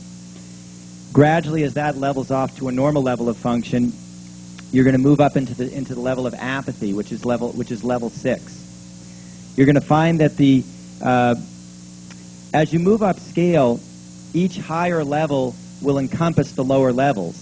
So it's not that you stop thinking about sex at this point. It's just that you're a little bit more sane about it. You're able to look at it and perhaps be a little bit less reactive in that area.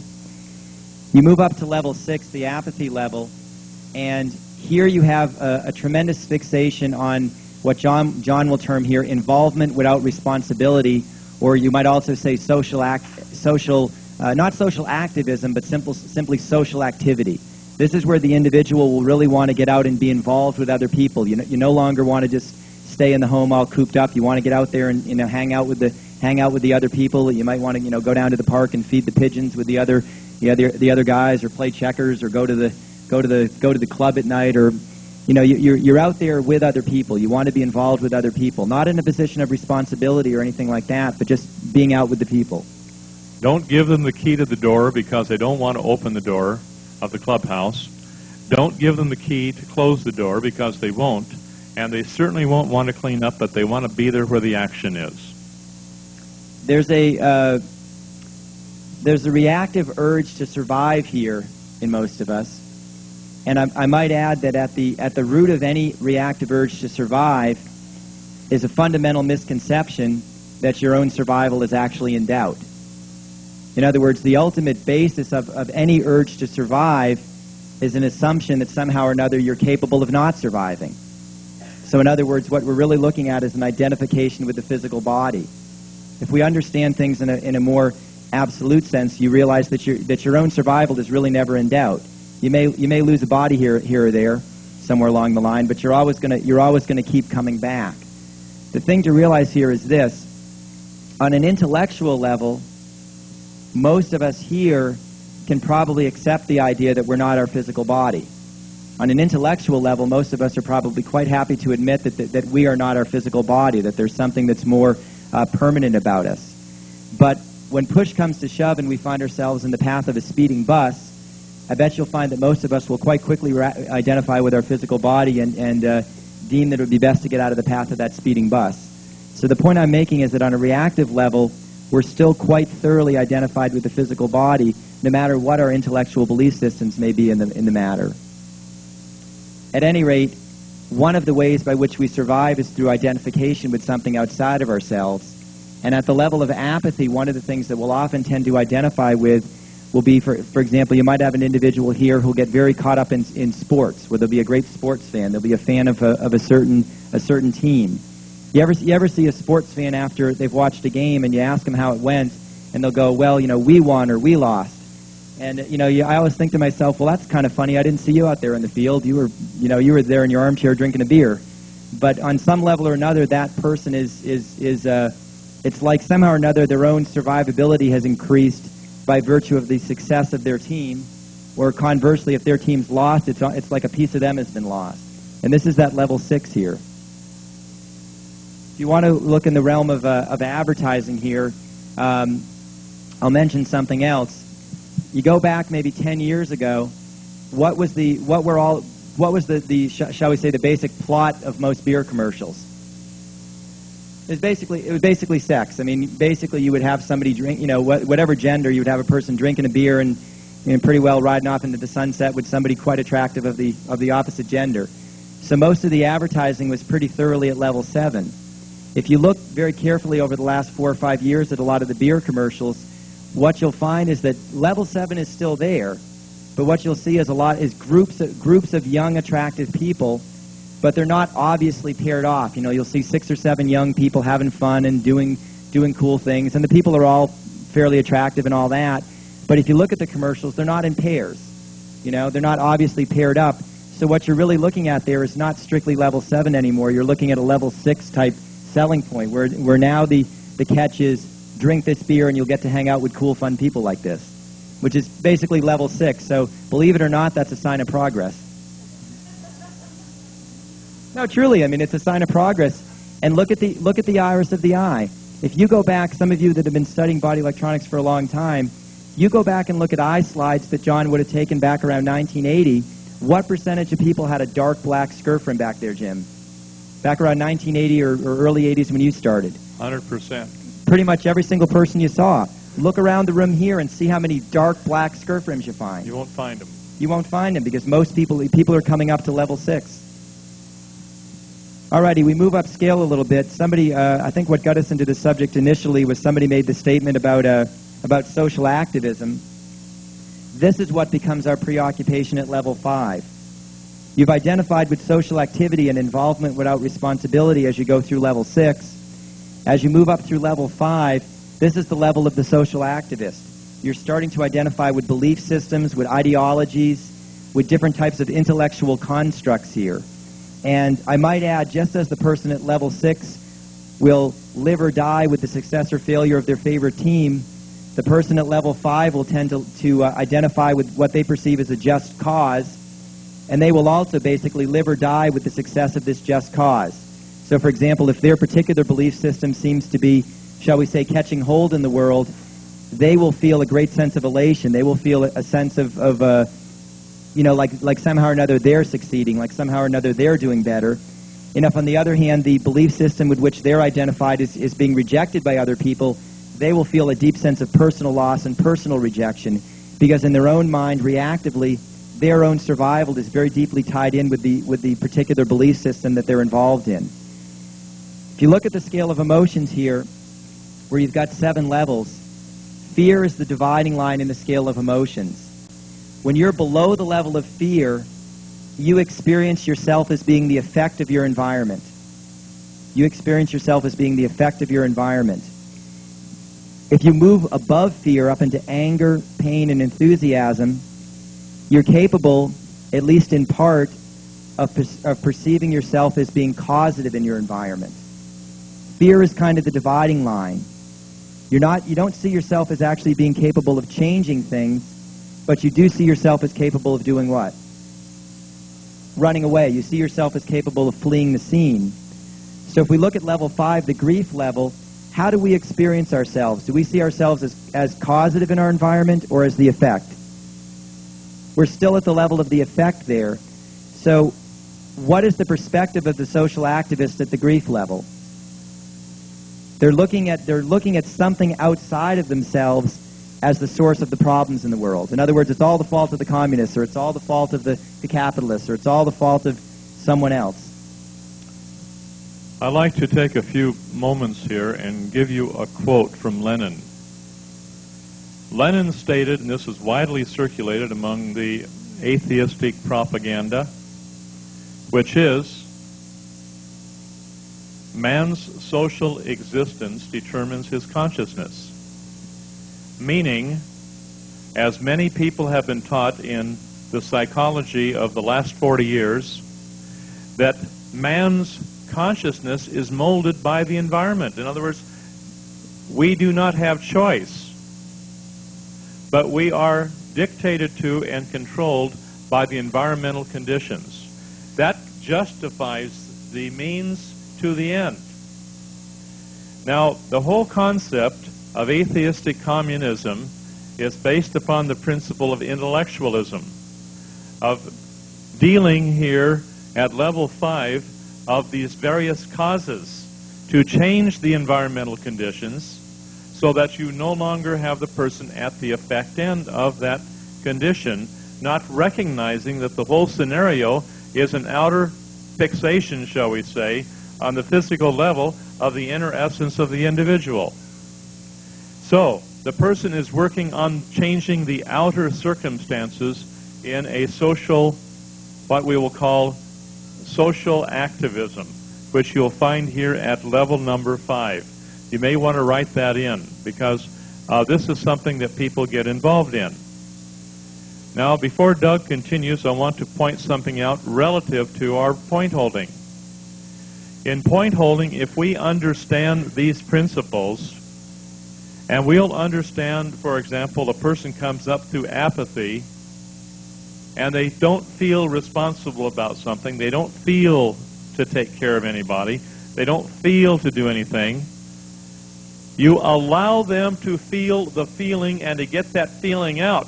I've been taking care of everybody for all my life. I don't want to do that anymore. Oh, you can't think that way. You can't think that way because you can't change. We have to keep you in the same little bottle because you've been so kind and gentle, working with everybody, sacrificing yourself to help everybody out. The person says, I don't want to help anybody anymore because they've been operating on the compulsion, I have to help, I have to serve, I have to be responsible.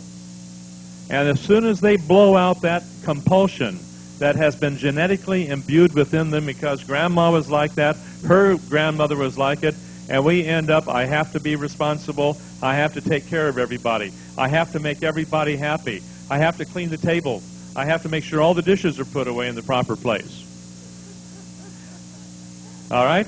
But the thing is, let the person have fun with those. And the person has fun with the feeling of apathy. Don't stop them from feeling that emotion because they have to uncover the apathy in order to get to the grief. And as soon as they can re-experience all that apathy they've had in their life, where I just don't want to do it, I just can't do it anymore, you tell the person, now you love that feeling and just enjoy it and savor it like an all-day sucker. Go for it and have fun with it and intensify the feeling. I can't do it. I just can't do it. I can't do it. I've always felt this way. But I've got to do it. I've got to do it. But I can't do it.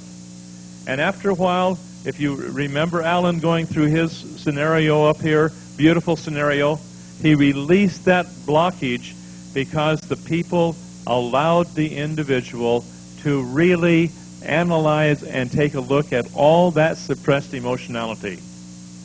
Now let's say a woman is going through that. The husband says, quiet dear, experience it all on the mental level. Don't make noise, you're going to upset the neighbors over here. And don't make noise because these other people need to concentrate.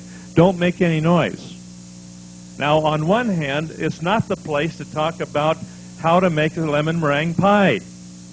And you have a lot of people have this social tit-tat going on, which is a total waste of energy and is disruptive to people that want to concentrate on their stuff. So get the social stuff out of it. And lots of times point-holding groups are nothing more than a social get-together where nothing constructive goes on because everybody's interested about what happened to everyone else's husband or wife or kids or neighbor or how to make a lemon meringue pie. You with me on that? You got me on that? This is not the time for social tit-tat. It's a time for allowing the person to unfold like the lotus flower, like the rose blossom. Let them unfold rather than suppress. Don't make too much noise now because you're going to upset the table over here where this person is over here is unconscious. You know, they won't even hear you. They're unconscious. They're sleeping away. And after 3 or 4 hours of going through unconsciousness and saying, what happened? And they missed the whole show. In the meantime, have the person lovingly intensify the feeling until they can get a handle on it, until, as we talked about yesterday, until we can get the encompassment of duality on there, let them go through the vibration of regeneration, and then they've dealt with some of the major issues around apathy, and the next thing will happen, they'll get into grief. And then you say, oh, don't cry, don't cry, don't cry, here's a little something here, wipe your tears, don't cry, big girls don't cry, you know, type of thing, and then suppress it even more. Nonsense. If a person has to have a cry, say, have a good one and enjoy it and have fun with it. And it's over in a few minutes. The person feels good, they're on their way again. But what happens if you say, don't cry, and suppress it again? They're right back where they were, and you might put them a year or two behind in point holding because they never allowed to get off the grief. Neglected opportunities never come again. And when those tears start flowing, have them get the word pattern, have them get the feeling of it, have them intensify that feeling until that grief that's been bottled up for 50 years is out in the open and over with, and suddenly the pancreas heals and the person no longer has any more diabetic condition because they get the grief out. It might be genetic grief you have to go through. It might be memories that you don't have, but grandma had them.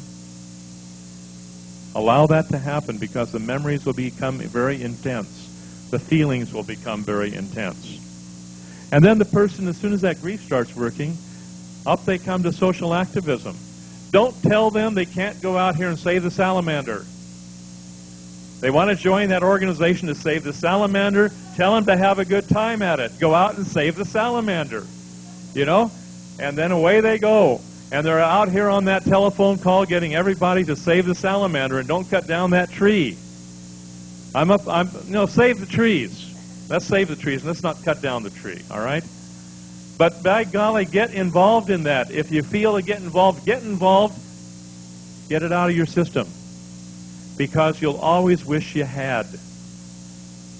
You see what I'm saying? Get out there and have fun doing it. And look at yourself and analyze your thoughts and do that which you have never dared to do. And all of a sudden, your grief is gone and you're happy. You come up to fear then you worry about what's really going to happen if they don't save the salamander. And then you're in touch with the reality of really being a victim of what's going on around you.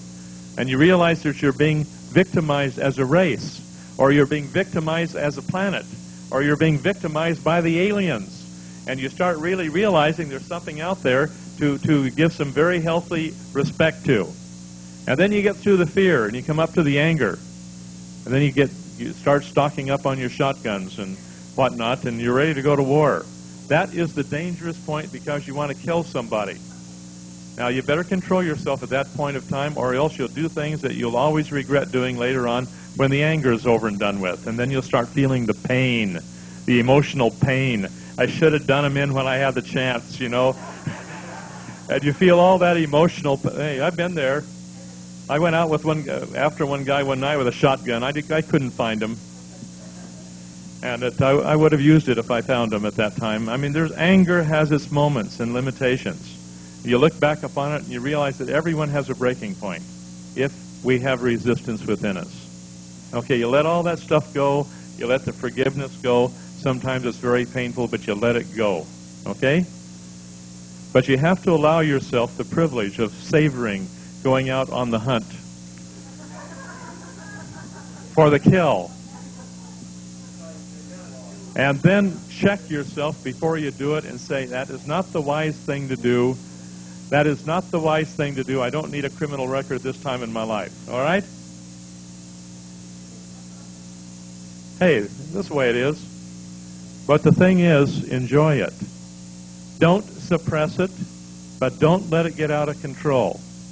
And now we have a man who's learning these things the hard way. So first of all, you're running around, you're scared of the salamander, or you can't do anything about it because you don't know where the salamander is. And then, well, you don't really care about it anyway because you come up to apathy. And then you're really sad because you can't really find it.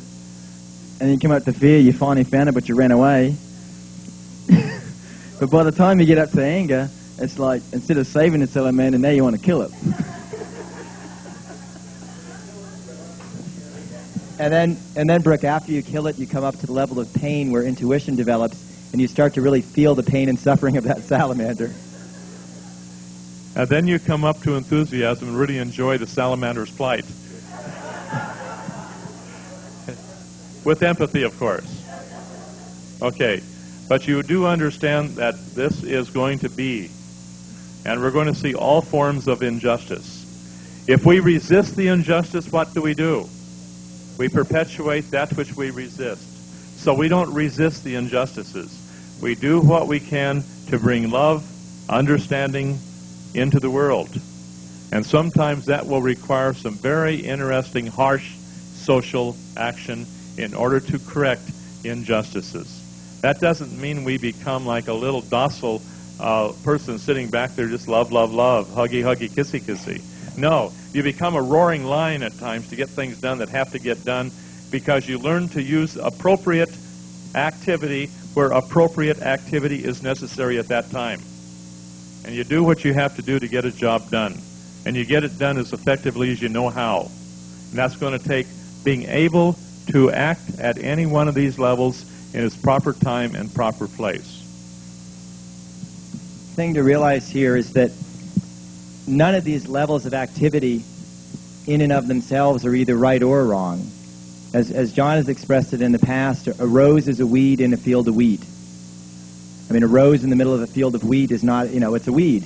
You're trying to grow wheat there. So the thing to realize is that anything out of proper time, place, and purpose is going to be inappropriate. So you look at these different levels here, they're not right or wrong. Sex is not right or wrong. Social activity is not right or wrong. Social activism is not right or wrong. moving on up the scale, it's the same principle applies. It's a question of the appropriateness of that activity in a given circumstance, and it's also very much a question of the attitude or motivation of the individual as they engage in that activity. Two people can appear to be doing the identical thing, and yet one person is doing it totally out of reaction, and thus for that individual it will often end up to be a very involutionary or downward type experience. Another individual could be doing it completely out of free choice, and it might well end up being a very evolutionary or upward type experience for that individual. Even though if we looked at the two people, it would appear that they were doing the exact same thing. I learned a lesson up in Toronto, Canada. I was invited to be a speaker at one of the big conventions they have, their big health convention. And we had all the speakers come the night before to a big dinner, and I sat next to a psychiatrist from Montreal. And so I thought, okay, what do you do to help get your people over cancer? We understand that you treat cancer, and you have a pretty high record of success in dealing with cancer. And she said to me, she said, all I do is I sit them down and tell them and find out, what do you really want to do with your life? And after discussing all the details in and out of what that person wants to do with their life, that they never did, they never allowed themselves to do, and when it comes out, then the psychiatrist tells them, okay, now go out and do it. Oh, I can't do that. Mama will get upset. Or Father will get upset. Or my husband will get upset. Whose life are you living, my friends? Are you going to let your mother dictate to your life the rest of your life? You're going to let your husband or your wife dictate to you the rest of your life? Or are you a free, sovereign being acting intelligently within the ground rules of sanity? Hey, where are you? 1 out of 2 people in Australia have cancer now. That puts all of us at risk. What are we doing with our life? Are we doing what we want to do, where we're true to our heart, or are we backing down and knuckling under to a mad wife or a mad husband, or what are we doing? Hey, are you free? I don't even see a nose wiggling up and down. I don't even see a smirk on anybody's face. Are you free, or are you a bunch of robots like we talked about Robo-Doug? Hey?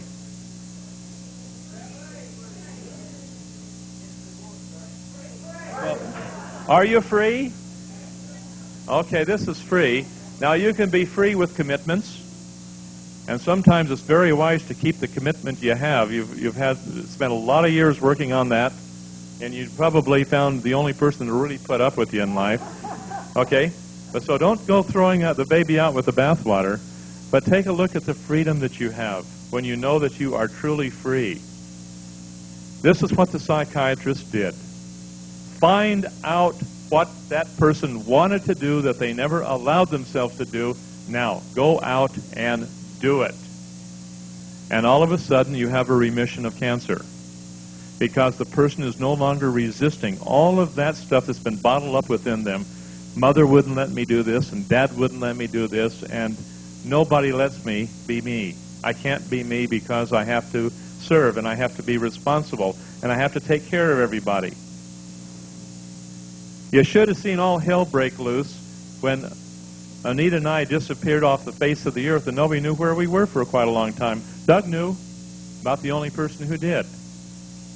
We're gone from the United States for about 8 years now.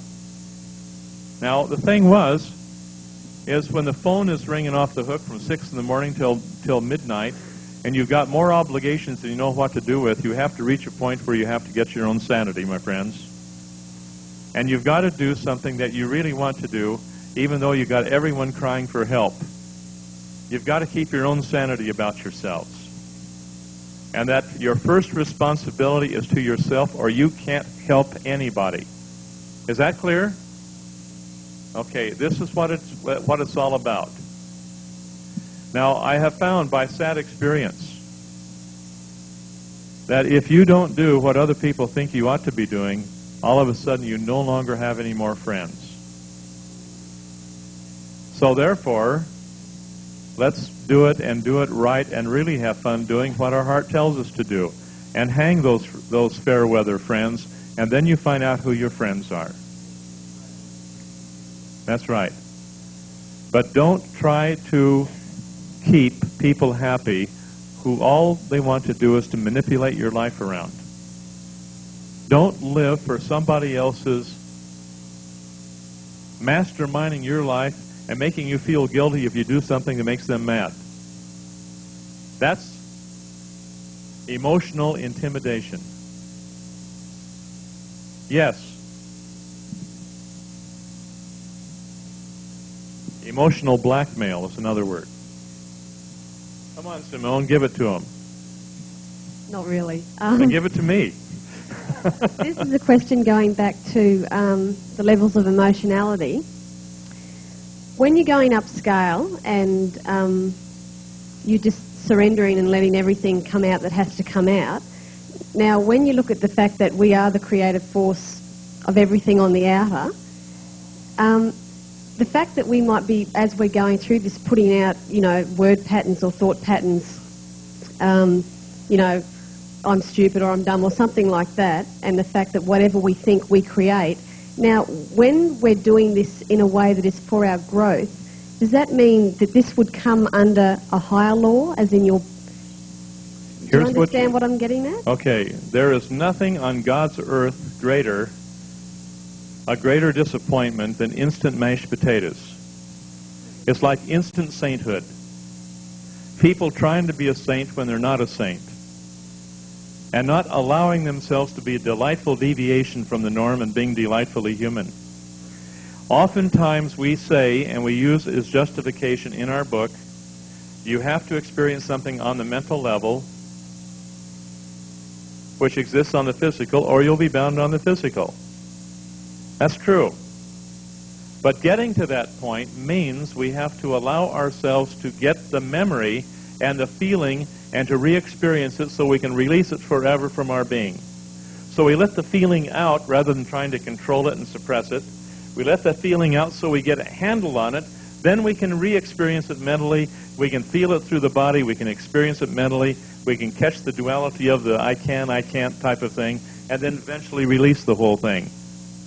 But if we don't allow ourselves to be honest about how apathetic we've really felt, how we really wanted to die, if we're not honest about how we really felt and how grief-stricken we were, if we're not honest with ourselves how much fear we had or how much anger we had, that remains suppressed in the unconscious mind and still bears fruit until it is finally released. But we have to get a handle on it. Simone, you with me on this? You get a handle on it. Get the feeling out. And you have everybody around you. So be quiet. Don't fuss around. You're not supposed to make too much noise because you got neighbors over here. Doggone, don't have a point-holding group where you got neighbors. Get out somewhere where you can bellow and cry and let it all hang out there. Get a handle on it, and then transmute that within a framework of loving control. And you then mentally experience it, go through the dualities connected with it, and release it forever in a controlled environment. Okay, young lady? You got it.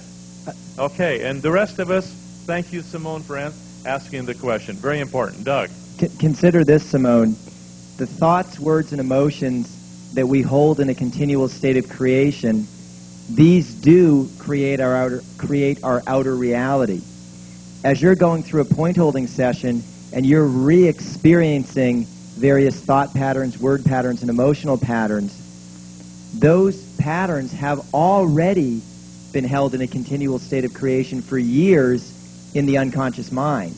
So what's coming up now and is in fact a creative force, as you've said. It's nothing new. In fact, we've been putting it out as a creative force 24 hours a day, 7 days a week for quite some time already. So I don't think you really have to worry too much about saying the word pattern a few times in a row during a point-holding session, because unconsciously you've probably already been doing that for 50 lifetimes. So don't worry about a couple more hours on the point-holding table.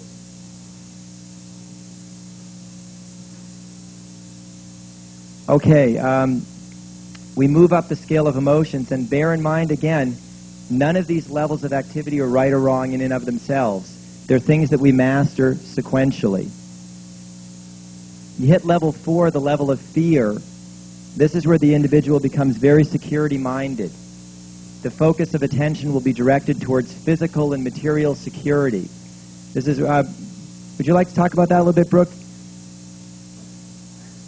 Security-mindedness. You've got some good examples here, I think.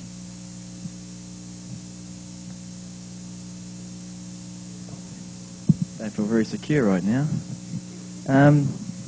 At this level, what happens is you have a person who's in a situation where they have they've got to have a house, because they've got to have security of having a roof over their head, and then they've got to have a really successful business so they can feel really secure about income and money and finance and all that sort of thing. And then they're going to have nice fancy gifts, to secure their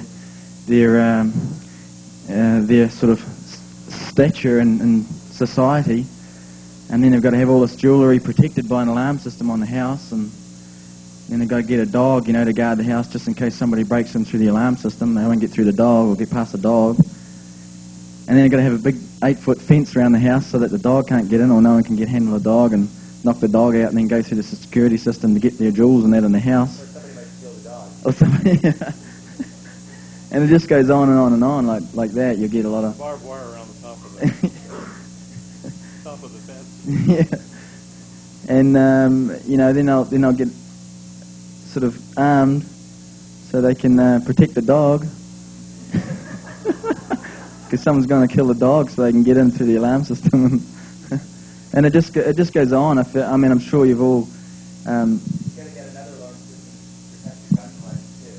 Yeah, I'm sure you've all been at this level where, at some point or another, or thought about, if you've ever looked about this at the scale closely and in depth and sort of applied it to yourself, and like myself, trying to figure out where I'm at, because I always ask I've asked quite often to John and Doug, well, how do you know where you are at the scale of emotions? Because there's 7 levels within each level. There's 49 levels there. I'm sure I'm still down in the lower few. Now multiply that by 7. Yeah, there's actually 7 within 7 within 7. Yeah, but you don't talk about that much. I guess we're not ready for that. So always, if you look at this.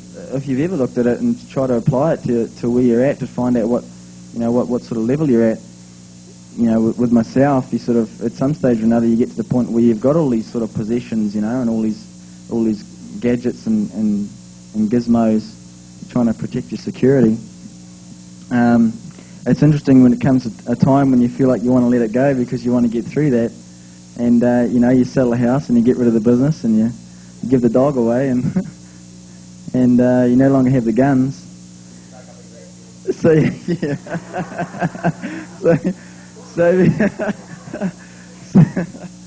So you stock up on all your supplements. Yeah, you find something else to be security minded about. I don't know. Thank you. The thing to realize here is, like at all the other levels, there's nothing wrong with security mindedness, or put it this way. There's nothing wrong with having a house and a car and a job and whatever else. It's the attitude with which you have these things. Security-mindedness. Now, when you're down to level 7, 6, and 5, you're not really putting on you're just gradually putting on a little bit of weight. But when you come up to level 4, you put on tremendous amounts of weight, and you become huge. And you wonder, how am I going to get all this weight off of me? And this is when you're at fear, and you have all this security-mindedness. I like being big, 300 pounds. Right now, I'm only down to 250, and I'm just a shadow of my former self. But, I feel a little bit vulnerable because I'm so small now. Hey, how about that? Think about that. Because when you're large, nobody can penetrate you. You've got all this insulation around you, which we call flesh around us. And then suddenly what happens? You come up and the thyroid begins to work. You get burning around the ball of your foot. And all of a sudden the thyroid begins to work and you start peeling off weight down to a beautiful, beautiful form. But you're not carrying all that mass around anymore because you don't need that to protect yourself. And so if you're starting to put on weight, don't let that bother you. Just keep it under control. Just keep it under control. And then gradually, when the thyroid starts working, boom, you'll start dropping off weight. You'll start going through healing crisis. You'll start going through healing crisis fevers. And all of this will start peel off your body, and you go through a tremendous amount of change. All of that through the security mindedness. You just don't surround yourself with new cars and a house a house down at the beach, a house up in the hills, a house in Sydney. You're Auckland or wherever you are. You don't just have 3 houses. You're contemplating buying an apartment complex. I mean, it's not enough. And it doesn't matter if you're in debt, because you know that you're going to be able to pay it off because you are getting all this money coming in from different angles. And after a while, you drop off of that security mindedness and you go up to anger, and then you're into the power game. You've mastered money, and now you're into power, control, and so on. So you take a look at this from a reactive point of view, you master it, and you overcome that. And you do that which is for the highest and best good of the people around you, and then you're not locked into a reactive pattern which will be detrimental to yourself and to others. What about if you assume the willingness to be cause or effect? Are you asking me? Do you think I understand the difference between cause and effect? Yep. You better find out for yourself, sir, because sometimes I question myself. And each of you had better question yourselves, because we think that we are at cause, when in reality we're only prancing around old programming that we've got from mom and dad and grandparents. Yeah, but I'm just thinking, like, if you're going through all these different levels, and you assume the willingness to be. I mean, if you say, for instance, if you're at security mindedness, and you sort of accept to be willing to be within fear, and security minded. Yeah. And I was just thinking, do you have to go through that sort of area where, if you're willing to do it, you don't necessarily have to go through it? Is that? No. Isn't there some sort of grace or something? That which you're holding in a place of resistance, which even you do not know about, the universe will ponderously and logically and sequentially move around until the universe will be pounding you with that which you didn't know you were still resisting. Because you won't know what you're resisting because you can't remember it. It's below your level of consciousness, and you haven't come up through the pain yet to find out what is it you're still resisting. But I promise you this, if you don't get through it on your own, then the universe will provide it for you and put you through the hardship and the task and whip you around, and then send you out fairly clean of that problem at the other end somewhere. None in that area, because you're still locked into karmic consequences.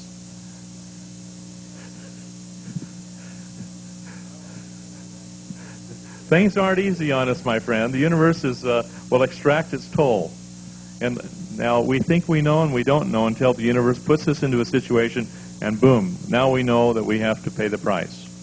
Winston Churchill said, "The wheels of justice grind slow but exceedingly fine." Anyways, we move up from the level of fear to the level of anger. What's that? The wheels of justice grind slow but exceedingly fine. We move up to the level of anger, and this is where we become very preoccupied with control or power, or shall we say a position of authority. And bear in mind, like any of the other levels, there's nothing inherently right or wrong with being in a position of authority or power. The glitch for most of us comes from a position of attachment and or resistance, where we either have to be in power or we compulsively refuse to be in power. Just take a moment here and consider this. If I simply just say the word power, what feeling do a lot of people in the room get? Is there some sort of judgment, or is there some sort of judgment against the term, or some sort of attachment to having to have it? And I bet most of you will find that that's not a very neutral word for you. It's either something that on some level or another you see as bad, or on some level or another it's something that you're very, very compulsively looking to acquire. So the thing is, it's not the position of power or the lack of power in and of itself isn't right or wrong. It's the attitudes we have. Are we just as willing to be a chief as we are to be an Indian? Are we just as willing to be a general as we are to be a private? Are we just as willing to be a teacher as we are to be a student? Because you'll find that the programming of most of us is such that we're far more comfortable in one of those roles than we are in the other. So, for example, you'll find some individuals that are quite willing to be in a position of authority, but they really can't handle being in a position where somebody else has any degree of authority over them. Don't tell me what Don't to tell do. me what to do. Right, AJ? You'll find the opposite extreme. No. You'll find... I'll pay for that one later. You'll find the opposite extreme where some people will have a tremendous resistance to being in a position of power, where they don't want to tell anybody else what to do. They don't want to have any degree of influence over anybody else. They don't even want to give their opinion in case it's wrong. And they have a total resistance to being in any type of position of leadership or authority. So what have you been asking me about the last 6 months? About anything? And what do I tell you? Well, you don't know yet. I don't know. And sometimes that's frustrating for all of us. Yes? Occasionally.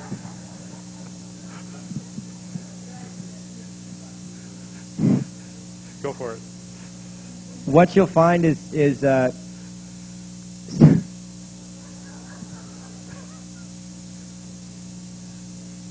what you'll find is that resistance can take many forms. And so one individual, like, I got to see a kind of a good example of this back in August when my sister got married, and coming there for about the week or two before the wedding, and going through all the different, the organization of the wedding and the reception and all the rest.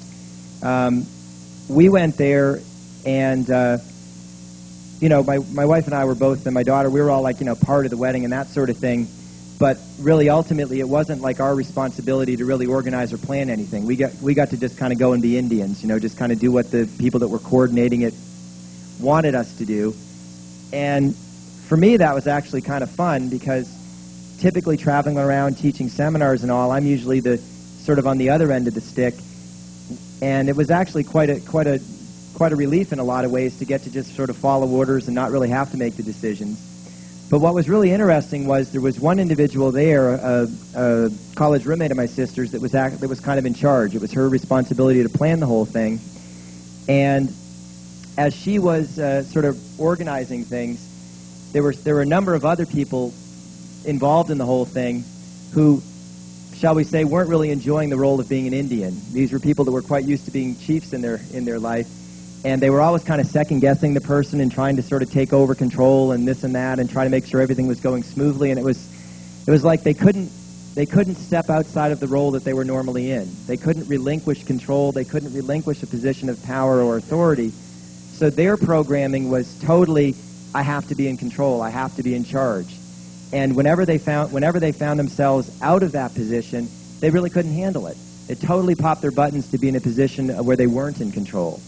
You have other people that'll be the other extreme. They absolutely are quite content to follow orders, but the last thing on earth they want to do is make up their own mind or make their own decisions, let alone make decisions that will affect anybody else.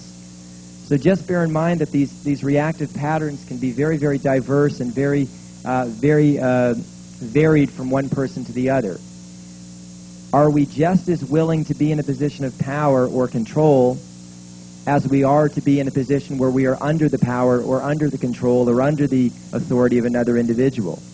Because we haven't really mastered this level until we're equally comfortable in either position, until we're equally comfortable being the private or the general. John? Finish it up. Alrighty. You move upscale from that into the level of pain. This is where intuition starts to flower.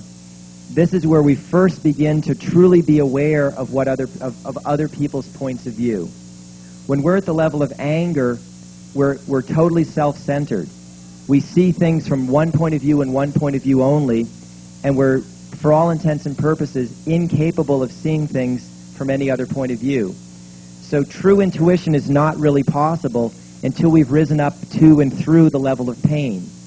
If you haven't gone through your own suppressed pain, you're really truly in no position to see even your own point of view fully, let alone someone else's point of view. So true intuition is not going to be possible. You will not be able to visualize properly until you release the suppressed memory by going through the emotional and physical pain and completing it. Now, there are many people that are not able to visualize, but they can intellectualize. Intellectualize will be at level 5. It's a very high level. And here's people that can intellectualize really clear. They can remember things like a robot. They can parrot things like a parrot and do a good job of it. But they haven't got the capacity to visualize in form and color, where they can see things just like closing your eyes, take a look, and you can see all the people around you with all the various colors and forms. Okay? Now, when you reach a point of visualization, you'll be able to re-experience things and play it back in your mind like it's three-dimensional. Stereophonic sound, the whole works. Now, that takes a bit of doing, and until you have what they call eidetic recall. You won't get that until you get beyond the intuition level and the pain level at level 2. And then when you come to the point of clear visual recall, we will then be at the level of creativity. But we still have to understand how to not focus on the outer, like we talked about believing is seeing versus seeing is believing. Okay? The seeing is believing is the old, this is all moth-eaten concept. The seeing is believing. We're into now, believing is seeing. And we will then see things according to how we believe. We will understand that from our inner essence outward. Yep.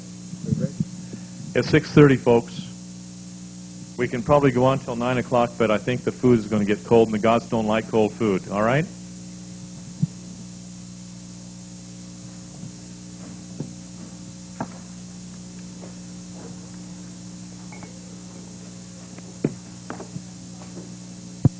Karen, can you please come up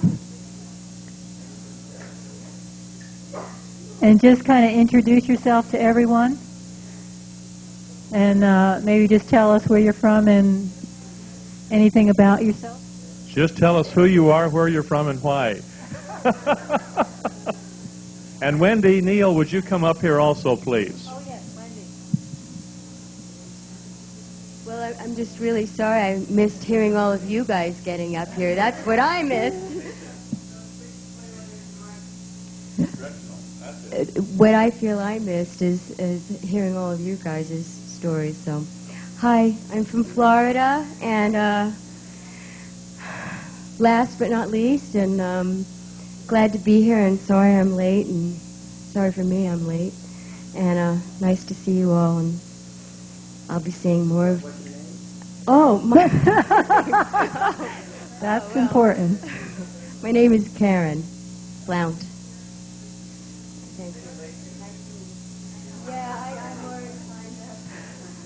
Okay.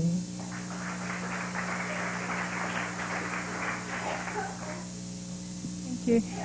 Karen, you're only last a little bit from me. I arrived yesterday afternoon. My name is Wendy Neal. I'm from northwest New South Wales, Gunnedah, and we're organic flour millers. And this is my second go. So I'm looking forward to this year with some results, I hope. Welcome, Wendy. And Karen. One more. I think it would probably be very, very appropriate that we once again take a good close look at the spirit of inquiry. One of the greatest propelling issues that each of us must eventually come to is the ability to not only formulate a question in our mind, but ask it. because we'll never receive an answer if we don't bother to inquire. So inquiries would be very appropriate at this time. And if any of you have any questions, please inquire now. And we'll get a lot of unresolved problems, perhaps, concerning the activities that we've discussed already, and get these resolved, because one person will have a question which may be in the mind of 20 more people. Now, while you're thinking about these things, we have one other major announcement. And Anna Voss, would you come up here, please? I told her this morning, and I forgot about her. I told her at noon, and I forgot about her. And she sits very quietly waiting for me to remember that she has an announcement. And she's very gentle with me. Anna, go for it. I'd just like to announce I'm involved with Australasian Health and Healing. It's a magazine put out by Maurice Finkel. Many of you would know him. And I think, Doug, actually, you've mentioned Maurice in your book, Body Electronics. Maurice has been putting this magazine out for many, many years. There's articles put in here about body electronics, testimonials from people. John and Anita have kindly offered, when they can, to put articles or information in for us. And it gets distributed by subscription and now in newsagents in Australia, New Zealand, and also overseas. So I've brought some magazines with me. This is the latest issue.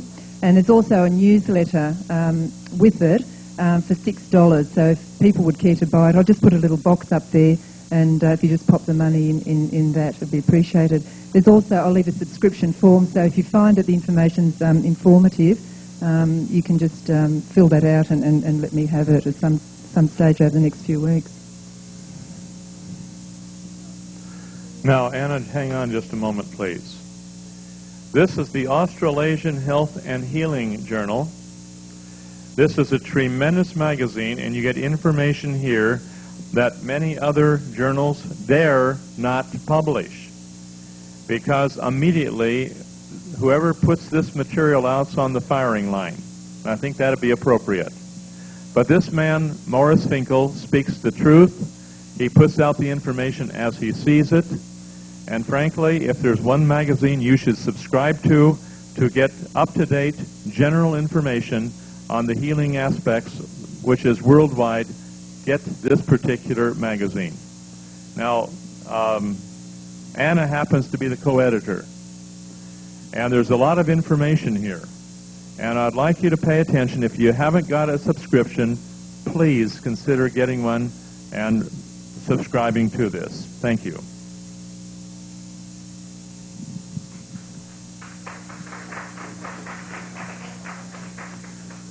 Morris has been very kind on putting very kind articles on body electronics in this magazine, and has reached many people that could not be reached in any other way. I want to support in every way possible the people who support body electronics. And this is why, if you can, support this particular magazine and take out a subscription. You will not be found wanting if you do. All right? Well worth your time. Just say something about Morris. 16 years ago I went to him because I had warts on the bottom of my foot, and I reasoned that if I got the warts cut off by the doctor I wouldn't be able to jog for 3 weeks, and so I couldn't have my high, you see. So I was going to get them taken off in a different way by getting at the cause. Morris said to me, "John, I want to revolutionize your lifestyle." And after 90 days on a cleansing diet, the warts were still there, but he'd revolutionized my lifestyle. Because I became a vegetarian then. So he really did change things for me. We had the opportunity, Anita and myself, in Sri Lanka to meet with an Algerian medical doctor. And this Algerian medical doctor was trained under the Berbers and many of their lost arts of healing. And he claims that if you go and take your warts and expose them during the full of the moon for 3 days, the warts will disappear. And he says he is a medical doctor, and he treats people who have warts. They all come to him, he tells them what to do, and they go out in the full of the moon for 3 days and expose their warts to the moonlight, and the warts disappear. I thought that's a little interesting. Now, that's just a little anecdote you may want to put in your folder to think about how to get rid of warts. If it works, would you please tell me? Okay? But this man swears by it. He says everyone in Algeria that come to him who have warts, this is how he takes care of warts. So, pardon me? There's no, I don't know. There's lots of sand. Okay. Come up here, sir. By the way, this gentleman must be on the most wanted list because here he is wrestling somebody who looks like somebody in authority over here on the front of a martial arts magazine. Is this you, Ian? No, somebody. It's my twin brother. That's your twin brother. Yeah, that's But anyway, this is Ian on the front of this magazine, and I'm going to leave this up here so that you can find out what Ian has to say. He's got a big article in here. He's got an article every month in here.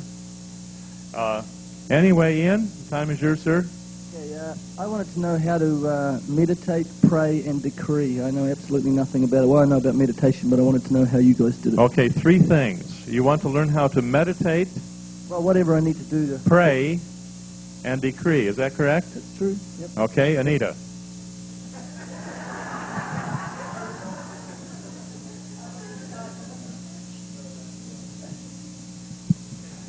She has to put up with us. Evidently, she knows that she has to learn to meditate, pray, and decree just to survive. And that's the truth. Okay. Pray. Where should I begin? That's what I'm going to give you, the Reader's Digest version. Start with book 1. Start with God. He was the greatest baseball player on earth. It all began in the beginning.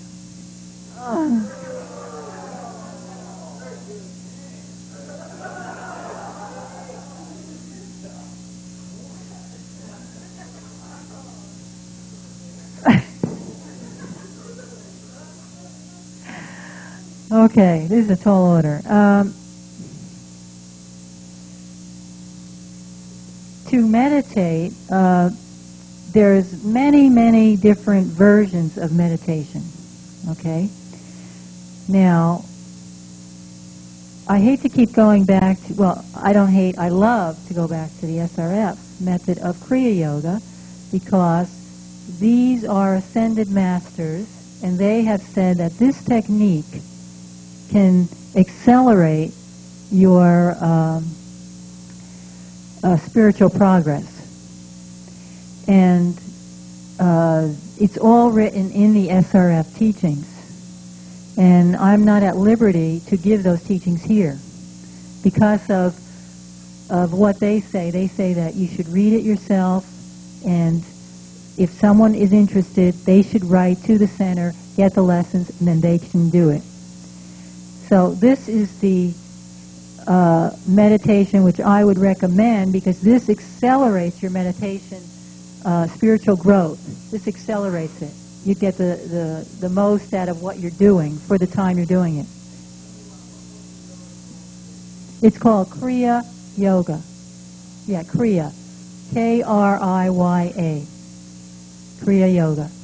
And SRF is Self-Realization Fellowship, and I had the address on the board before. Did everyone get it who wanted to? Self-Realization Fellowship.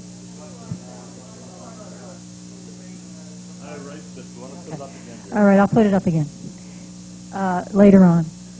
But that's what I would do with that. Now, when you start meditating, you're going to find that a lot of your crystals are going to come up. When you still the body, you're going to find a lot of the things that are bothering you, a lot of your word patterns are going to start coming to the surface, and a lot of emotions are going to start coming to the surface.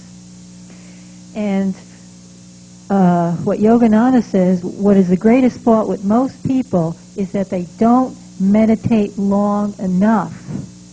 Because if you only sit there for maybe 5 minutes, you know, these things will just keep coming and coming and coming, and you really don't get to the space where you experience the God presence.